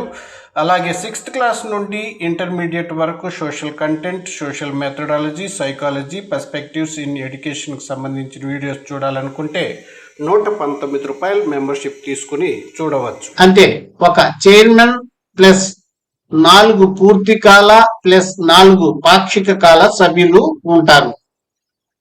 1978లో వియన్నాలో జరిగిన సమావేశం ప్రాముఖ్యత ఏమిటి? మానవ హక్కుల విద్య, బోధనాభ్యసన కృత్యాలపై చర్చను ప్రారంభించింది. మానవ హక్కుల బోధన, సమాచారం లేదా డాక్యుమెంటేషన్ పై సమావేశం ఏ సంవత్సరంలో ఎక్కడ జరిగింది? 1987వ సంవత్సరంలో మాల్టాలో జరిగింది. 1992లో టూనిస్ లో జరిగిన సమావేశం దేనికి సంబంధించినది? ప్రజాస్వామ్యం కోసం విద్యపై అంతర్జాతీయ వేదిక ఏర్పాటు. 1993లో వియన్నాలో ఏ సదస్సు నిర్వహించబడింది? మానవ హక్కులపై ప్రపంచ సదస్సు. బాల శ్రామికుల చట్టం 1986 ప్రకారం ఎంత వయస్సు పూర్తి కాని వారిని బాలలుగా గుర్తించింది? 14 సంవత్సరాలు. బాలల న్యాయ చట్టం 1986 ప్రకారం బాలురుగా ఎవరిని నిర్వచించినది? 18 సంవత్సరాలు దాటని వారు. బాలల న్యాయ చట్టం 1986 ప్రకారం బాలికలుగా ఎవరిని నిర్వచించినది? 16 సంవత్సరాలు నిండని వారిని. హిందూ మైనారిటీ సంరక్షణ చట్టం 1986 ప్రకారం మైనర్లుగా ఎవరిని నిర్వచించినది?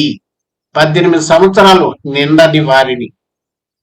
మాతృ సంక్షేమ చట్టం 1986 ప్రకారం జన్మించిన పిల్లలుగా ఎవరిని నిర్వచించినది?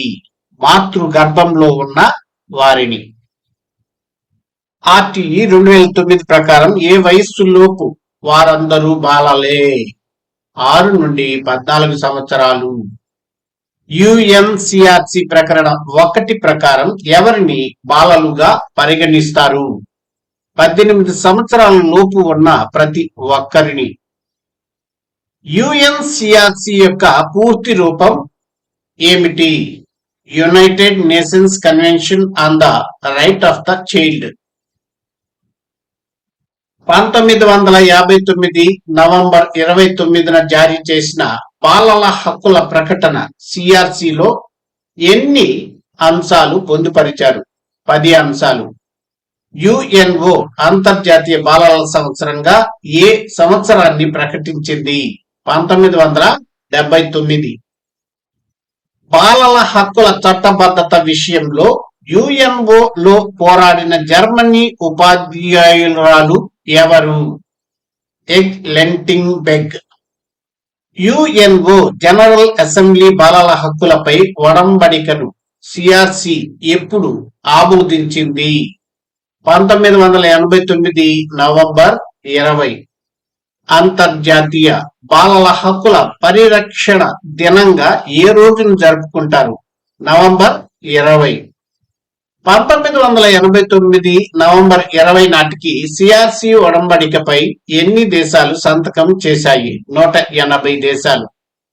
బాలల హక్కుల ఒడంబడిక ఎప్పటి నుండి అమల్లోకి వచ్చింది? 1990 సెప్టెంబర్ 2. 1995 డిసెంబర్ 31 నాటికి బాలల హక్కుల ఒడంబడికపై సంతకం చేసిన దేశాల సంఖ్య ఎంత? 185. 2003 నాటికి బాలల హక్కుల ఒడంబడికపై ఎన్ని దేశాలు సంతకం చేశాయి? 192 దేశాలు. 2011 నాటికి బాలల హక్కుల ప్రకటనపై ఎన్ని దేశాలు సంతకం చేశాయి? 193 దేశాలు. 2015 నాటికి యుఎన్సిఆర్సి పై సంతకం చేసిన 196వ దేశం ఏది? సోమాలియా. ఇండియా బాలల హక్కుల ప్రకటనపై ఎప్పుడు సంతకం చేసింది? 1992 డిసెంబర్ 11న. యుఎన్సిఆర్సిలో ఉన్న మొత్తం ఆర్టికల్స్ సంఖ్య ఎంత? 54. బాలల హక్కుల చట్టం ద్వారా జాతీయ బాలల హక్కుల పరిరక్షణ సంఘం ఏ సంవత్సరంలో ఏర్పాటు చేయబడింది? 2007. భారతదేశ మొట్టమొదటి బాలల హక్కుల కమిషన్ చైర్మన్ ఎవరు? డాక్టర్ శాంతి సిన్హా లేదా శాంతా సిన్హా అని కూడా అంటారు. భారతదేశ ప్రస్తుత బాలల హక్కుల కమిషన్ చైర్మన్ ఎవరు? శ్రీ వాలేటి ప్రేమ్చంద్. బాలల జాతీయ దినోత్సవం ఎప్పుడు జరుపుకుంటారు? నవంబర్ 14. యుఎన్సిఆర్సిలో మొత్తం ఆర్టికల్ సంఖ్య ఎంత? 54. యుఎన్సిఆర్సిలో గల మొత్తం 54 ఆర్టికల్స్ ఎన్ని భాగాలుగా విభజించబడ్డాయి? 3 భాగాలుగా. యుఎన్సిఆర్సిలోని మొదటి భాగంలో ఏ ఆర్టికల్స్ కలవు? 1 నుండి 41 ఆర్టికల్స్ కలవు. యుఎన్ఓ ఆమోదించిన యుఎన్సిఆర్సిలోని 2వ భాగంలో ఏ ఆర్టికల్స్ కలవు? 42 నుండి 45 వరకు. యుఎన్సిఆర్సిలోని 3వ భాగంలో ఏ ఆర్టికల్స్ ఉన్నాయి? 46 నుండి 54 ఉన్నాయి. యుఎన్సిఆర్సి ప్రకారం 18 సంవత్సరాల లోపు వారందరూ బాలలే అని తెలిపే ఆర్టికల్ ఏది? ఆర్టికల్ 1. యుఎన్సిఆర్సి ప్రకారం ఆర్టికల్ 2 దేనిని గురించి తెలుపుతుంది? బాలబాలికలు వివక్షకు గురి కాకుండా ఉండటం. యుఎన్సిఆర్సి ప్రకారం ప్రభుత్వాలు తీసుకున్న నిర్ణయాలు బాలలకు మేలు చేయాలని స్పష్టం చేసే ఆర్టికల్ ఏది? ఆర్టికల్ 3. బాలల హక్కుల తీర్మానంలో ఆమోదించిన హక్కుల కొరకు కావలసిన శాసన పాలనా పరమైన చర్యలను యుఎన్ఓ సభ్య దేశాలే తీసుకోవాలని యుఎన్సిఆర్సిలోని ఏ ఆర్టికల్ తెలుపుతుంది? ఆర్టికల్ 4. యుఎన్సిఆర్సిలోని ఆర్టికల్ 5 దేనిని గురించి తెలుపుతుంది? బాలబాలికల పట్ల తల్లిదండ్రులకు గల హక్కులు బాధ్యతలు గుర్తించబడి గౌరవించబడాలని. యుఎన్సిఆర్సిలోని ఆర్టికల్ 6 దేని గురించి తెలుపుతుంది? జీవించే హక్కు. పుట్టుకను నమోదు చేయించుకునే జాతీయత గుర్తింపును పొందే హక్కును యుఎన్సిఆర్సిలోని ఏ ఆర్టికల్ తెలియజేస్తుంది? ఆర్టికల్ 7. యుఎన్సిఆర్సిలోని ఆర్టికల్ 8 దేనిని గురించి పేర్కొంటుంది? ప్రతి చిన్నారి తన గుర్తింపును, కుటుంబ సంబంధాలను కాపాడుకునే హక్కును. తల్లిదండ్రుల నుండి విడిపోకుండా రక్షించుకునే హక్కు యుఎన్సిఆర్సిలోని ఏ ఆర్టికల్లో ఉంది? ఆర్టికల్ 9. యుఎన్సిఆర్సిలో వేరువేరు దేశాల్లో ఉంటున్న పిల్లలు లేదా వారి తల్లిదండ్రులు ఒకే చోట కలవడానికి అంటే పునరేకీకరణకు దరఖాస్తు చేసుకుంటే ఆ విన్నపాలను పరిష్కరించాలని ఏ ఆర్టికల్ పేర్కొంటుంది? ఆర్టికల్ 10. యుఎన్సిఆర్సిలో ఆర్టికల్ 11 దేని గురించి తెలుపుతుంది? పిల్లలను అక్రమంగా విదేశాలకు రవాణా చేయడాన్ని నిషేధించడం. వయస్సు పరిణతి అనుసరించి అభిప్రాయాలను వ్యక్తపరిచే హక్కు మరియు న్యాయపరమైన వ్యాఖ్యలతో తన అభిప్రాయాలను చెప్పుకునే హక్కును తెలిపే యుఎన్సిఆర్సిలోని ఆర్టికల్ ఏది? ఆర్టికల్ 12.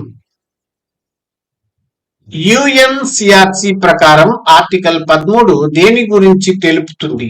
వాక్ స్వాతంత్ర్యం.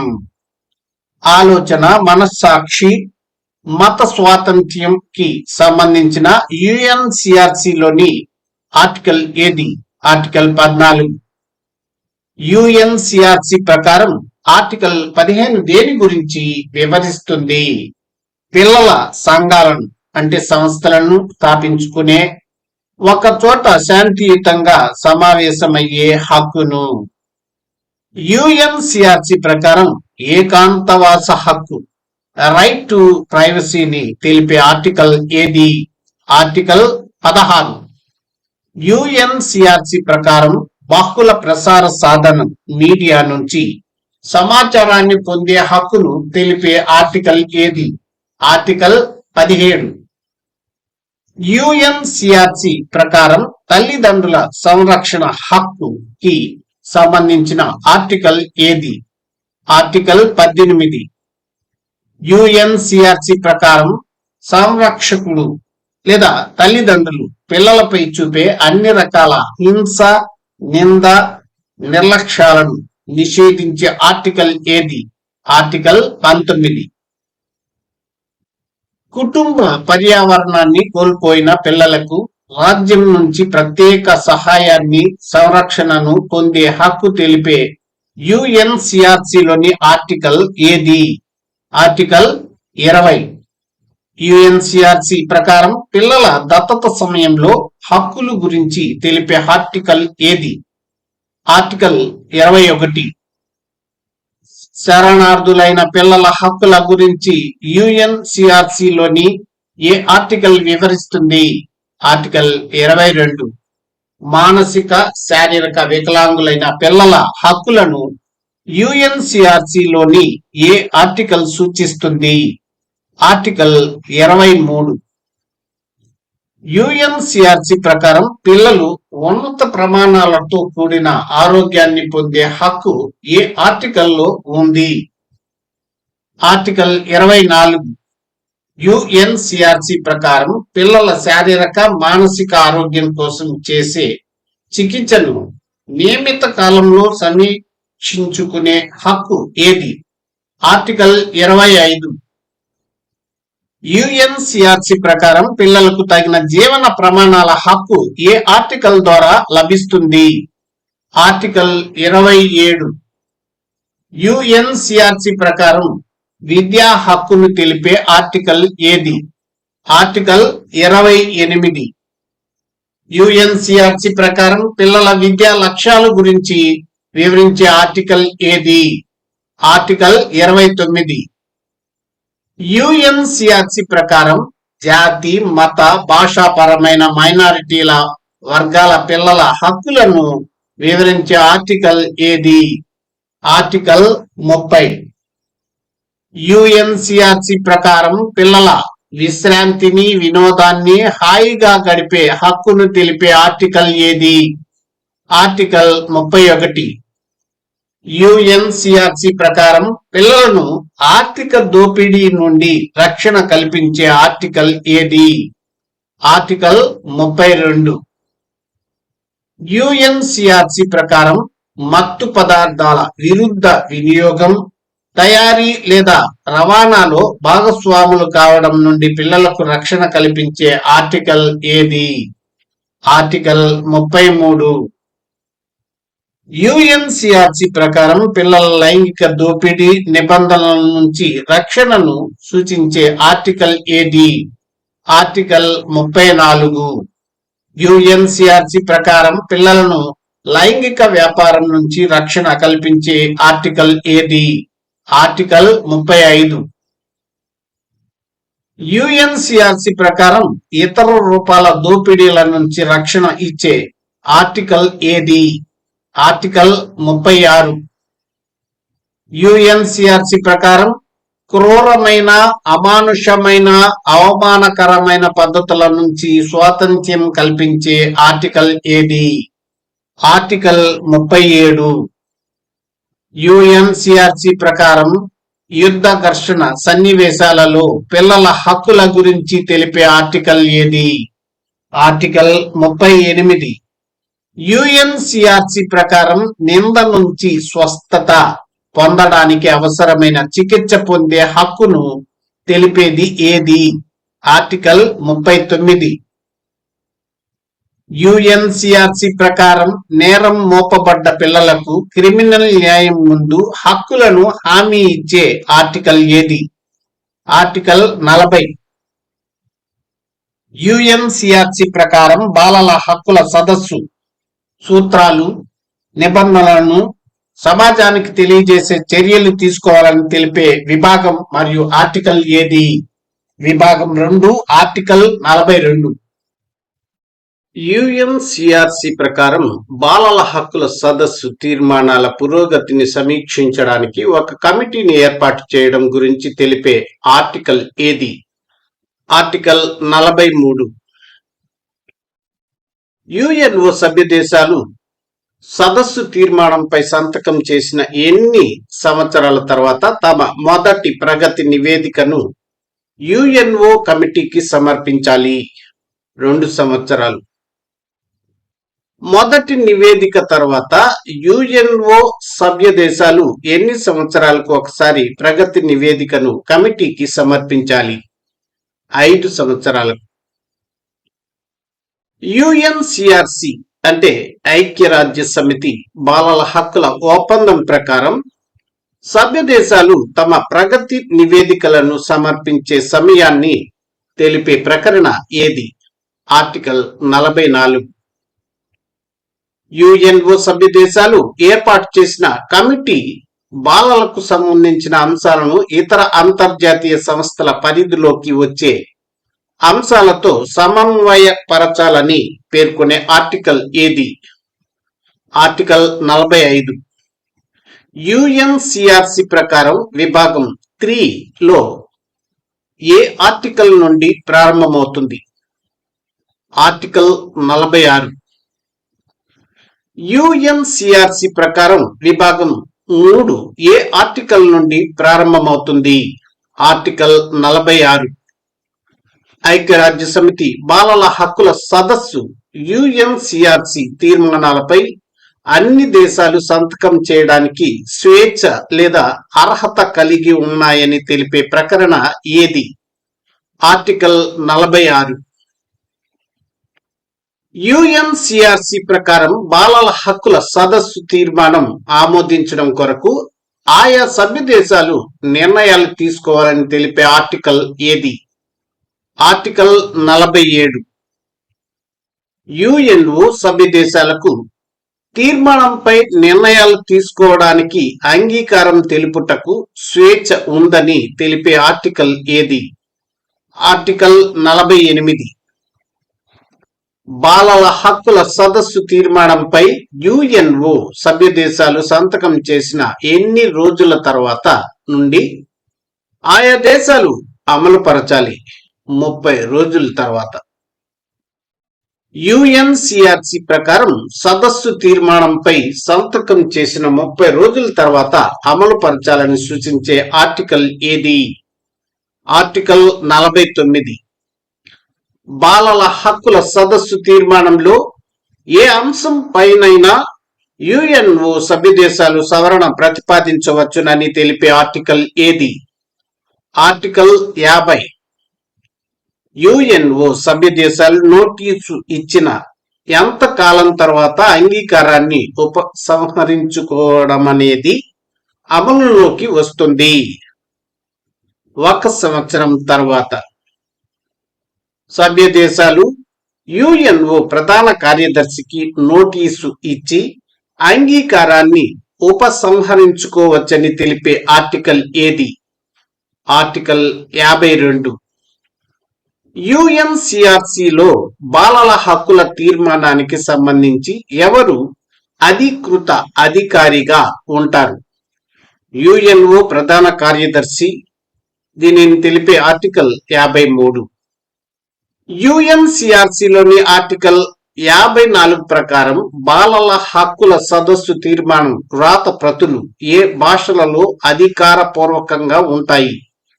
అరబ్బీ, చైనా, ఫ్రెంచ్, రష్యా, స్క్వాష్.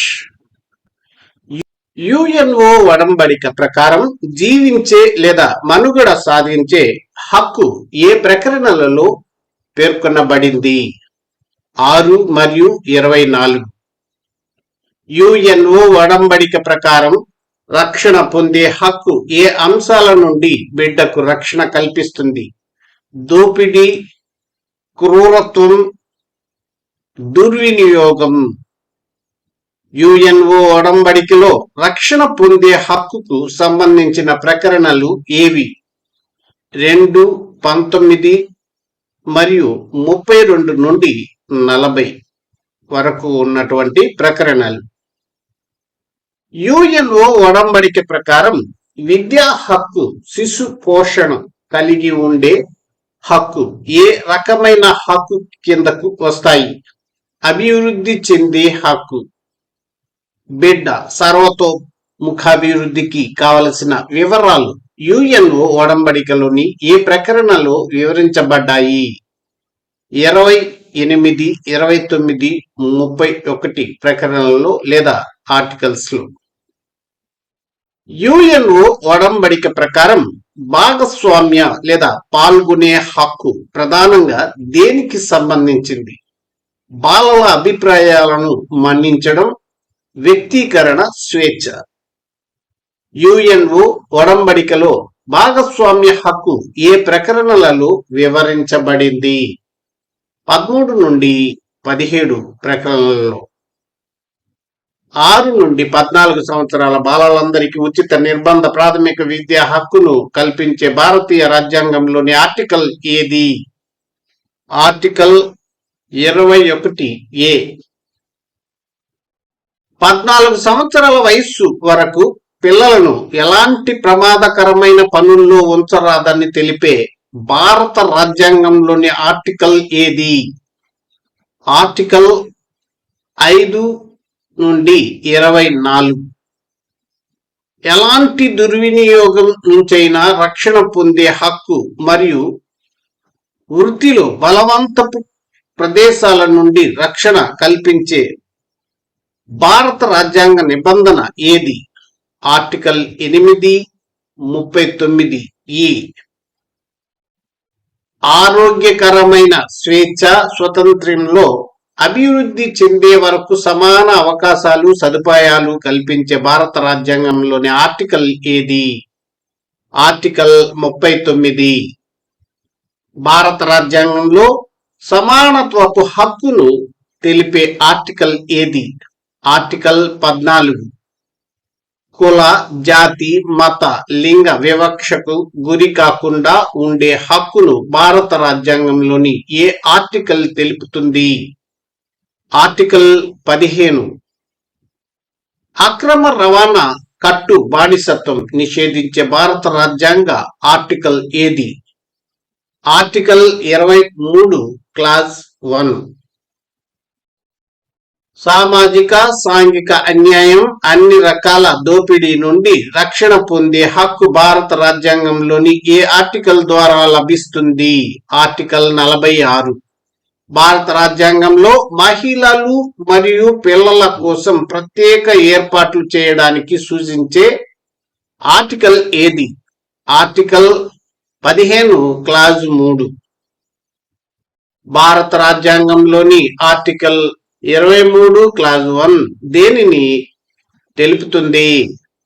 అక్రమ రవాణా కట్టు బానిసత్వం. 6 సంవత్సరాలు పూర్తయ్యే వరకు బాలబాలికలకు ఆరోగ్య పరిరక్షణ 3 నుండి 6 సంవత్సరంలో విద్యా సదుపాయం కల్పించాలని తెలిపే భారత రాజ్యాంగంలోని ఆర్టికల్ ఏది? ఆర్టికల్ 45. బాలలకు పౌష్టికాహారం, మెరుగైన జీవనాన్ని కల్పించాలని పేర్కొనే భారత రాజ్యాంగంలోని ఆర్టికల్ ఏది? ఆర్టికల్ 47. భారత రాజ్యాంగంలోని ఆర్టికల్ 45ను ఏ రాజ్యాంగ సవరణ ద్వారా చేర్చారు? 86వ రాజ్యాంగ సవరణ. లేత వయస్సు పిల్లలను అపహాస్యం కాకుండా చూడాలని తెలిపే భారత రాజ్యాంగంలోని ఆర్టికల్ ఏది? Article 630C. ఫ్యాక్టరీ చట్టం ప్రకారం ఎన్ని సంవత్సరాలు నిండని పిల్లలను పనిలోకి తీసుకోకూడదు?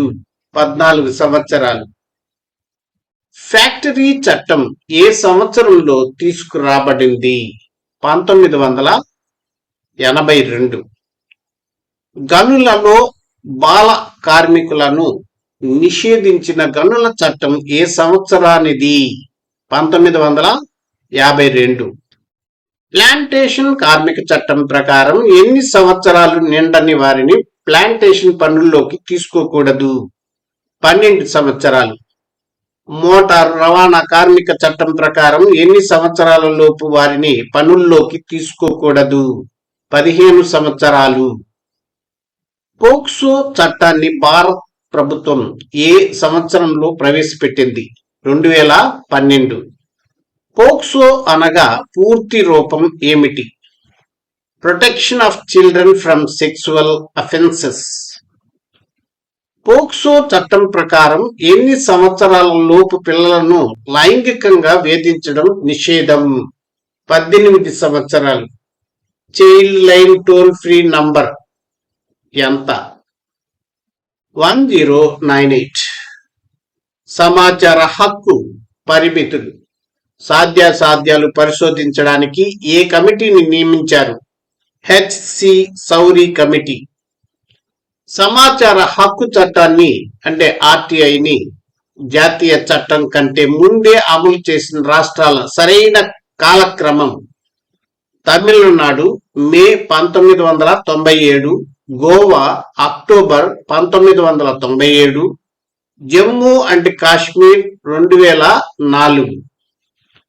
సమాచార హక్కు చట్టాన్ని ముందుగా అమలు చేసిన రెండవ రాష్ట్రం గోవా, అక్టోబర్ 1997. తమిళనాడు ఏ సంవత్సరంలో సమాచార హక్కు చట్టాన్ని అమలు చేసింది? 1997. జమ్మూ కాశ్మీర్ మొదటిసారిగా సమాచార హక్కు చట్టాన్ని ఏ సంవత్సరంలో అమలు చేసింది? 2004. ప్రస్తుత జమ్మూ కాశ్మీర్ లో 2004 చట్టాన్ని సవరణ చేసి ఏ సంవత్సరంలో సమాచార హక్కు చట్టాన్ని అమలులోకి తెచ్చింది? 2009. భారత రాజ్యాంగం 1950లోని ఏ అధికరణ ద్వారా సమాచార హక్కును ప్రసాదించారు? Article 19 clause 1. భారత రాజ్యాంగం 1950 అధికరణ 19 క్లాజ్ 1 ద్వారా ప్రసాదించిన సమాచార హక్కును చట్టబద్ధం చేయడం కోసం దేనిని రూపొందించడం జరిగింది? ఆర్టీఐ 25. ఆర్టీఐ బిల్లు పార్లమెంట్ ఆమోదం పొందిన తేదీ ఏది? మే 12, 2005. ఆర్టీఐ బిల్లు రాష్ట్రపతి ఆమోదం పొందిన తేదీ ఏది? జూన్ 15, 2005. ఆర్టీఐ చట్టం దేశమంతటా ఏ తేదీన అమలులోకి వచ్చింది? అక్టోబర్ 12, 2005. ప్రభుత్వ యంత్రాంగంలో పారదర్శకత, జవాబుదారీతనం తీసుకురావడానికి దోహదపడే చట్టం ఏది? సమాచార హక్కు చట్టం 2005. సమాచార హక్కు చట్టం ద్వారా వేటిని నెలకొల్పడం జరిగింది? కేంద్ర రాష్ట్ర కమిషన్లు. ప్రపంచంలో మొదటిసారిగా సమాచార హక్కు చట్టాన్ని చేసిన దేశం ఏది? స్వీడన్. స్వీడన్ ఏ సంవత్సరంలో సమాచార హక్కు చట్టాన్ని చేసింది? 1776లో. సమాచార హక్కు చట్టంలో ఎన్ని అధ్యాయాలు ఉన్నాయి? 6 అధ్యాయాలు. సమాచార హక్కు చట్టంలో మొత్తం ఎన్ని సెక్షన్లు ఉన్నాయి? 31 సెక్షన్లు. సమాచార హక్కు చట్టంలో ఎన్ని షెడ్యూళ్లు ఉన్నాయి? 2 షెడ్యూళ్లు. సమాచార హక్కు చట్టంలో అధ్యాయం 1లోని సెక్షన్లు ఏవి? సెక్షన్ 1, 2 మొత్తం 2 సెక్షన్లు ఉన్నాయి. సమాచార హక్కు చట్టంలో అధ్యాయం 1 దేనికి సంబంధించినది? ప్రాథమిక అంశాల వివరణ. సమాచార హక్కు చట్టం పేరు మరియు దాని పరిధిని తెలిపే సెక్షన్ ఏది? సెక్షన్ 1. సమాచార హక్కు చట్టంలోని నిర్వచనాలను తెలిపే సెక్షన్ ఏది? సెక్షన్ 2. మూడవ పక్షం అంటే థర్డ్ పార్టీ అంటే ఎవరు? దరఖాస్తుదారు కోరిన సమాచారం ఏ ఇతర వ్యక్తి లేదా ప్రైవేటు సంస్థ లేదా ప్రజా సంస్థ అని అర్థం. సమాచార హక్కు చట్టంలోని అధ్యాయం 2 ఏ అంశం గురించి తెలుపుతుంది? సమాచార హక్కు, అధికార యంత్రాంగాల విధులు. సమాచార హక్కు చట్టంలోని అధ్యాయం 2లో ఉన్న సెక్షన్లు ఏవి? సెక్షన్ 3 నుండి 11 అంటే మొత్తం 9 సెక్షన్లు ఉన్నాయి. సమాచార హక్కు చట్టంలోని నిబంధనలకు లోబడి పౌరులందరికీ సమాచారాన్ని పొందే హక్కును తెలిపే సెక్షన్ ఏది? సెక్షన్ 3. ప్రజా సంస్థ లేదా ప్రభుత్వ యంత్రాంగం యొక్క తప్పనిసరి విధులను తెలిపే సమాచార హక్కు చట్టంలోని సెక్షన్ ఏది? సెక్షన్ 4. సమాచార హక్కు చట్టంలోని సెక్షన్ 4 ప్రకారం రికార్డులను ఏ భాషలో సిద్ధం చేసి ఉంచాలి? అధికార భాషలో. సమాచార హక్కు చట్టంలోని సెక్షన్ 4 నిబంధనల ప్రకారం ప్రదర్శించాల్సిన వివరాలు ఏవి? నోటీసు బోర్డులలో ప్రభుత్వ యంత్రాంగ వివరాలు, అధికారుల నివాస చిరునామా, నెలవారీ జీతభత్యాలు. ప్రజా సమాచార అధికారుల నియామకం పిఐఓ లేదా ఏపీఐఓ గురించి తెలిపే సమాచార హక్కు చట్టంలోని సెక్షన్ ఏది? సెక్షన్ 5. సమాచార హక్కు చట్ట అమల్లోకి వచ్చిన ఎన్ని రోజుల్లోపు ప్రజా సమాచార అధికారులను పిఐఓ నియమించుకోవాలి? 100 రోజులు. ఏపీఐఓ అనగా విస్తరణ రూపం ఏమిటి? Assistant public information officer. PIO అనగా విస్తరణ రూపం ఏమిటి? Public information officer. సమాచార హక్కు చట్టంలో అధ్యాయం 2 నందు గల సెక్షన్ల సంఖ్య ఎంత? 9. అంటే సెక్షన్ 3 నుండి 11 వరకు. స్వీడన్ దేశంలో సమాచార హక్కు ఏ వ్యవస్థ ద్వారా ప్రారంభమైంది? అంబుడ్స్మన్. ఆర్టీఐ చట్టంలో సెక్షన్ 5 క్రింద ఎవరిని నియమిస్తారు? ప్రజా సమాచార అధికారులు పిఐఓ మరియు ప్రజా సమాచార సహాయ అధికారులు ఏపీఐఓ. సమాచార హక్కు చట్టంలో దరఖాస్తు చేసే అభ్యర్థన విధానానికి సంబంధించిన సెక్షన్ ఏది? సెక్షన్ 6. సమాచారం కోరే పౌరులు దరఖాస్తును ఏ భాషలో ఇవ్వవచ్చు? ఇంగ్లీష్, హిందీ, స్థానిక అధికార భాష. ఆర్టీఐ దరఖాస్తుదారుడు సమాచారం ఎందుకు కోరుతున్నాడో కారణం తెలపవలసిన అవసరం లేదు. గ్రామ స్థాయి ఆర్టీఐ సమాచారం కోసం చెల్లించాల్సిన ఫీజు ఎంత? ఫీజు లేదు. మండల స్థాయి ఆర్టీఐ సమాచారం కోసం దరఖాస్తు ఫీజు ఎంత? 5 రూపాయలు. జిల్లా మరియు ఆ పై స్థాయి ఆర్టీఐ సమాచారం కోసం ఎంత ఫీజు చెల్లించాలి? 10 రూపాయలు. ఏ కుటుంబాల వారికి ఆర్టీఐ దరఖాస్తు ఫీజు నుండి మినహాయింపు ఉంటుంది? బీపీఎల్ కుటుంబాలు. బీపీఎల్ కుటుంబాల వారు ఫీజు మినహాయింపు కోసం ఆర్టీఐ దరఖాస్తుతో పాటు దేనిని జతపరచాలి? వార్షిక ఆదాయ పత్రం. ఆర్టీఐ దరఖాస్తు ఫీజును క్రింది ఏ రూపాలలో చెల్లించవచ్చు? నగదు, డిడి, ఐపీఓ. ఆర్టీఐ దరఖాస్తుకి స్పందించి సమాధానం ఇవ్వడం లేదా జవాబులు చెప్పడానికి సంబంధించిన సెక్షన్ ఏది? సెక్షన్ 7. సెక్షన్ 7 ప్రకారం పిఐఓ దరఖాస్తు స్వీకరించిన రోజు నుండి సాధారణంగా ఎన్ని రోజుల లోపు ఆర్టీఐ సమాచారం ఇవ్వాలి? 30 రోజుల లోపు.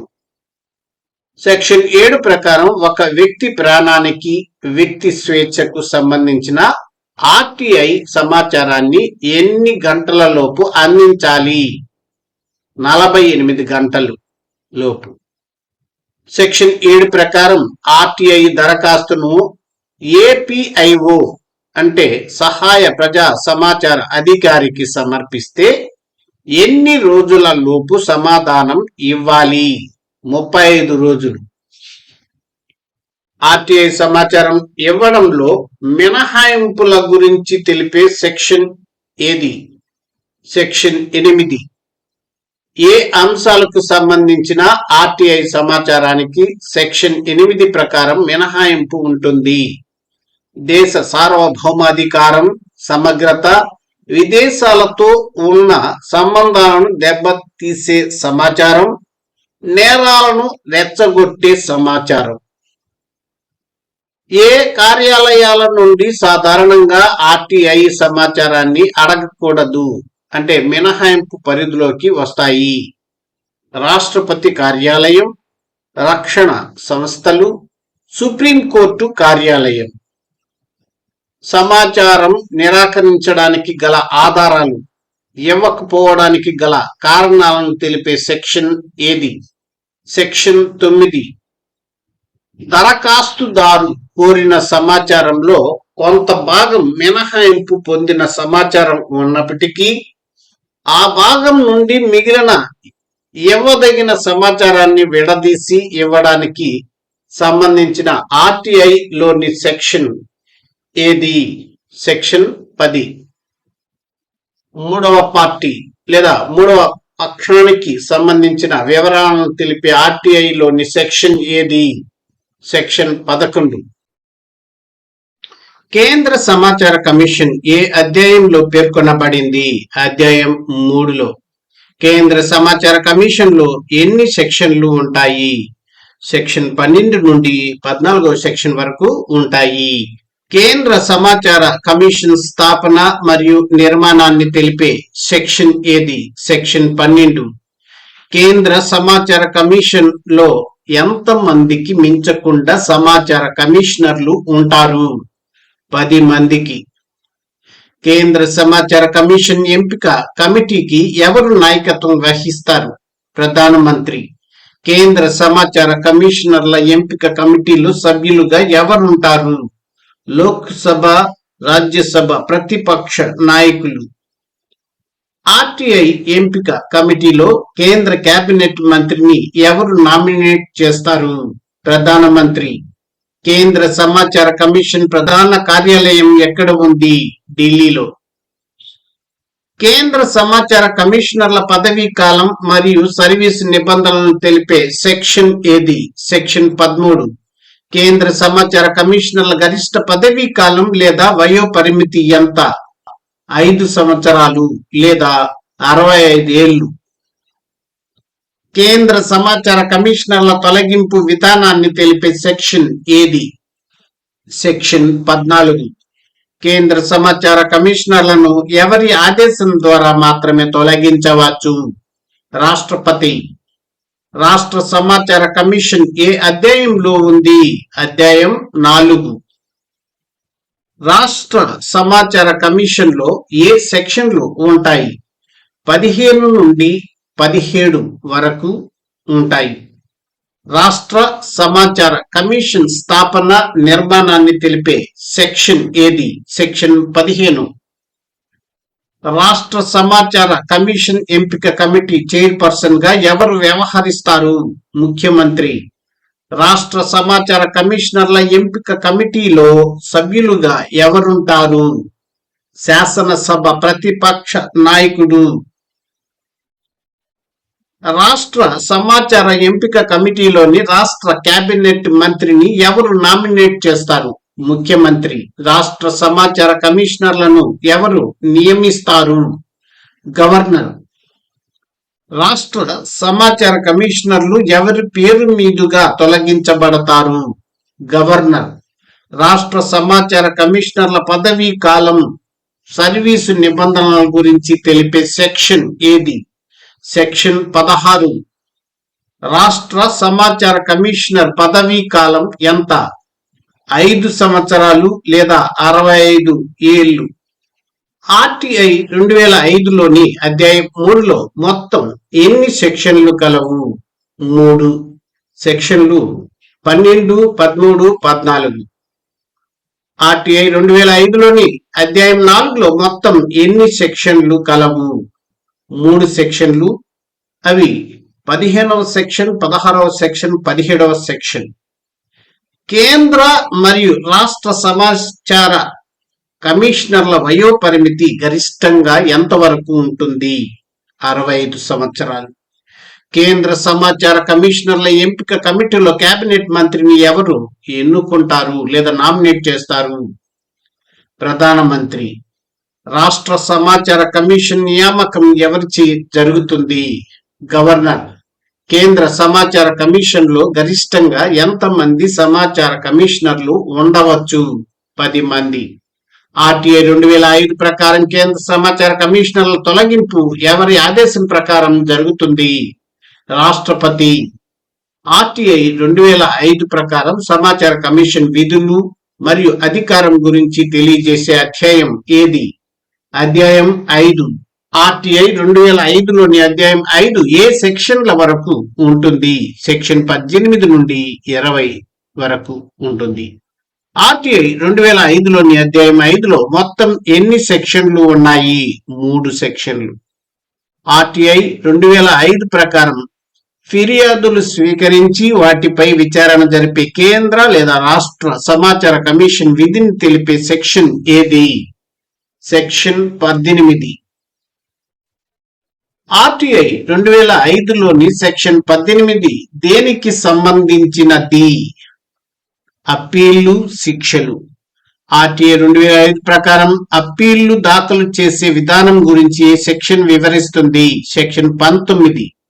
ఆర్టీఐ 2005 ప్రకారం మొదటి అప్పీలుపై నిర్ణయం వెలువడకపోతే ఏ రోజు నుండి రెండవ అప్పీల్ దాఖలు చేయవచ్చు? 90వ రోజులోపు. ఆర్టీఐ 2005లోని సెక్షన్ 20 దేనికి సంబంధించినది? జరిమానాలు, శిక్షలు. ఆర్టీఐ 2005లోని ప్రజా సమాచార అధికారికి సెక్షన్ 20 ప్రకారం రోజుకి ఎంత జరిమానా విధిస్తారు? 250 రూపాయలు. ఆర్టీఐ 2005లోని సెక్షన్ 20 ప్రకారం గరిష్టంగా ఎంత మొత్తం వరకు జరిమానా విధించవచ్చు? 25,000 రూపాయలు. ఆర్టీఐ 2005లోని అధ్యాయం 6 దేనికి సంబంధించినది? ఇతరత్ర నిబంధనలు, విషయాలు. ఆర్టీఐ 2005లోని అధ్యాయం 6లో ఏ సెక్షన్ల వరకు విషయాలు ఉన్నాయి? సెక్షన్ 21 నుండి 31 వరకు.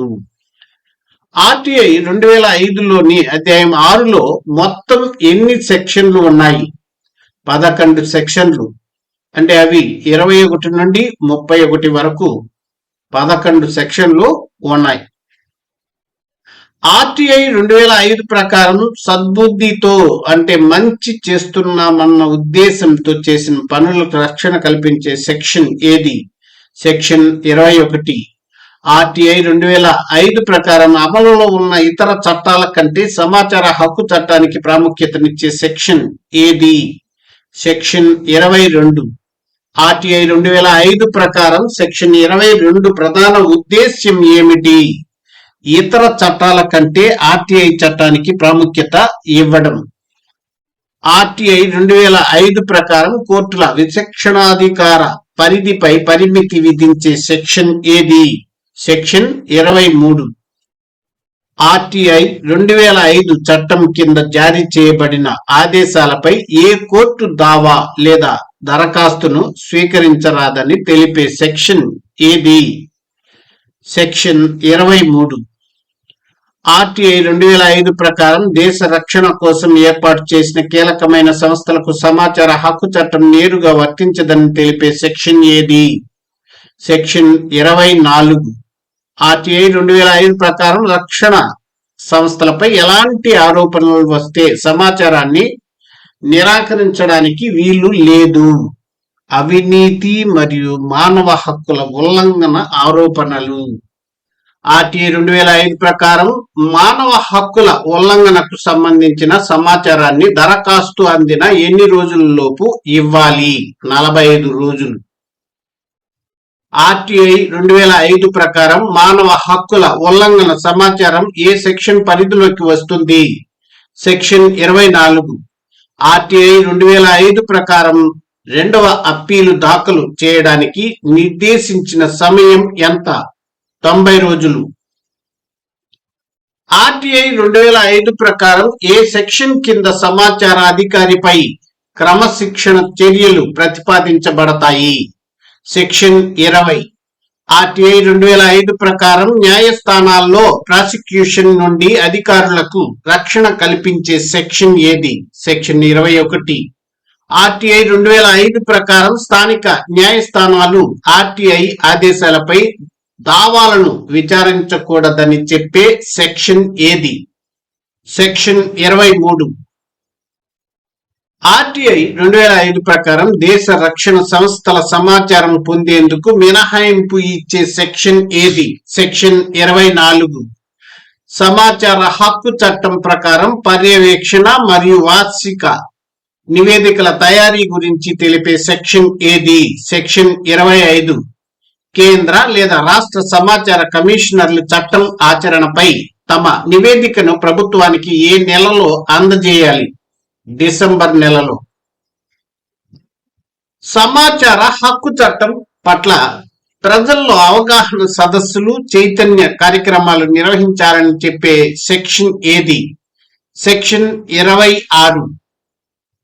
సముచిత ప్రభుత్వాలకు చట్ట నిబంధనలు రూపొందించే అధికారం ఏ సెక్షన్ ద్వారా లభిస్తుంది? సెక్షన్ 27. సముచిత అధికారులకు సమంజసమైన నిబంధనలు రూపొందించే అధికారాన్ని ఏ సెక్షన్ తెలియజేస్తుంది? సెక్షన్ 28. చట్టంలోని నిబంధనలను రూపొందించి వాటిని చట్ట సభల్లో ప్రవేశపెట్టి ఆమోదం పొందడం గురించి తెలిపే సెక్షన్ ఏది? సెక్షన్ 29. చట్టం అమలులో కలిగే అవరోధాలను తొలగించే అధికారం ప్రభుత్వానికి ఏ సెక్షన్ ప్రకారం ఉంటుంది? సెక్షన్ 30. సమాచార హక్కు చట్టం 2005 అమలులోకి రావడంతో ఏ పాత చట్టం రద్దయింది? సమాచార స్వేచ్ఛ చట్టం 2002. సమాచార స్వేచ్ఛ చట్టం 2002 రద్దు గురించి తెలిపే సెక్షన్ ఏది? సెక్షన్ 31. సమాచార హక్కు చట్టం 2005 ఆర్టీఐ యాక్ట్ 2005 ప్రకారం సమాచార కమిషనర్లు మరియు ప్రధాన సమాచార కమిషనర్ల ప్రమాణ స్వీకార పత్రం ఏ షెడ్యూల్లో ఉంటుంది? మొదటి షెడ్యూల్. సమాచార హక్కు చట్టం 2005 అంటే ఆర్టీఐ యాక్ట్ 2005 ప్రకారం కేంద్ర రాష్ట్ర ఇంటెలిజెన్స్ మరియు భద్రతా సంస్థల మినహాయింపుల గురించిన అంశాలు ఏ షెడ్యూల్లో ఉంటాయి? రెండవ షెడ్యూల్. ఆర్టీఐ 2005కు సంబంధించి ఫిర్యాదులు చేసే టోల్ ఫ్రీ నంబర్ ఏది? 1100. భారత ప్రభుత్వం సమాచార స్వేచ్ఛ చట్టాన్ని ఏ సంవత్సరంలో చేసింది? 2002. ఆర్పిడబ్ల్యూడి యాక్ట్ యొక్క పూర్తి రూపం ఏమిటి? Rights of persons with disabilities act.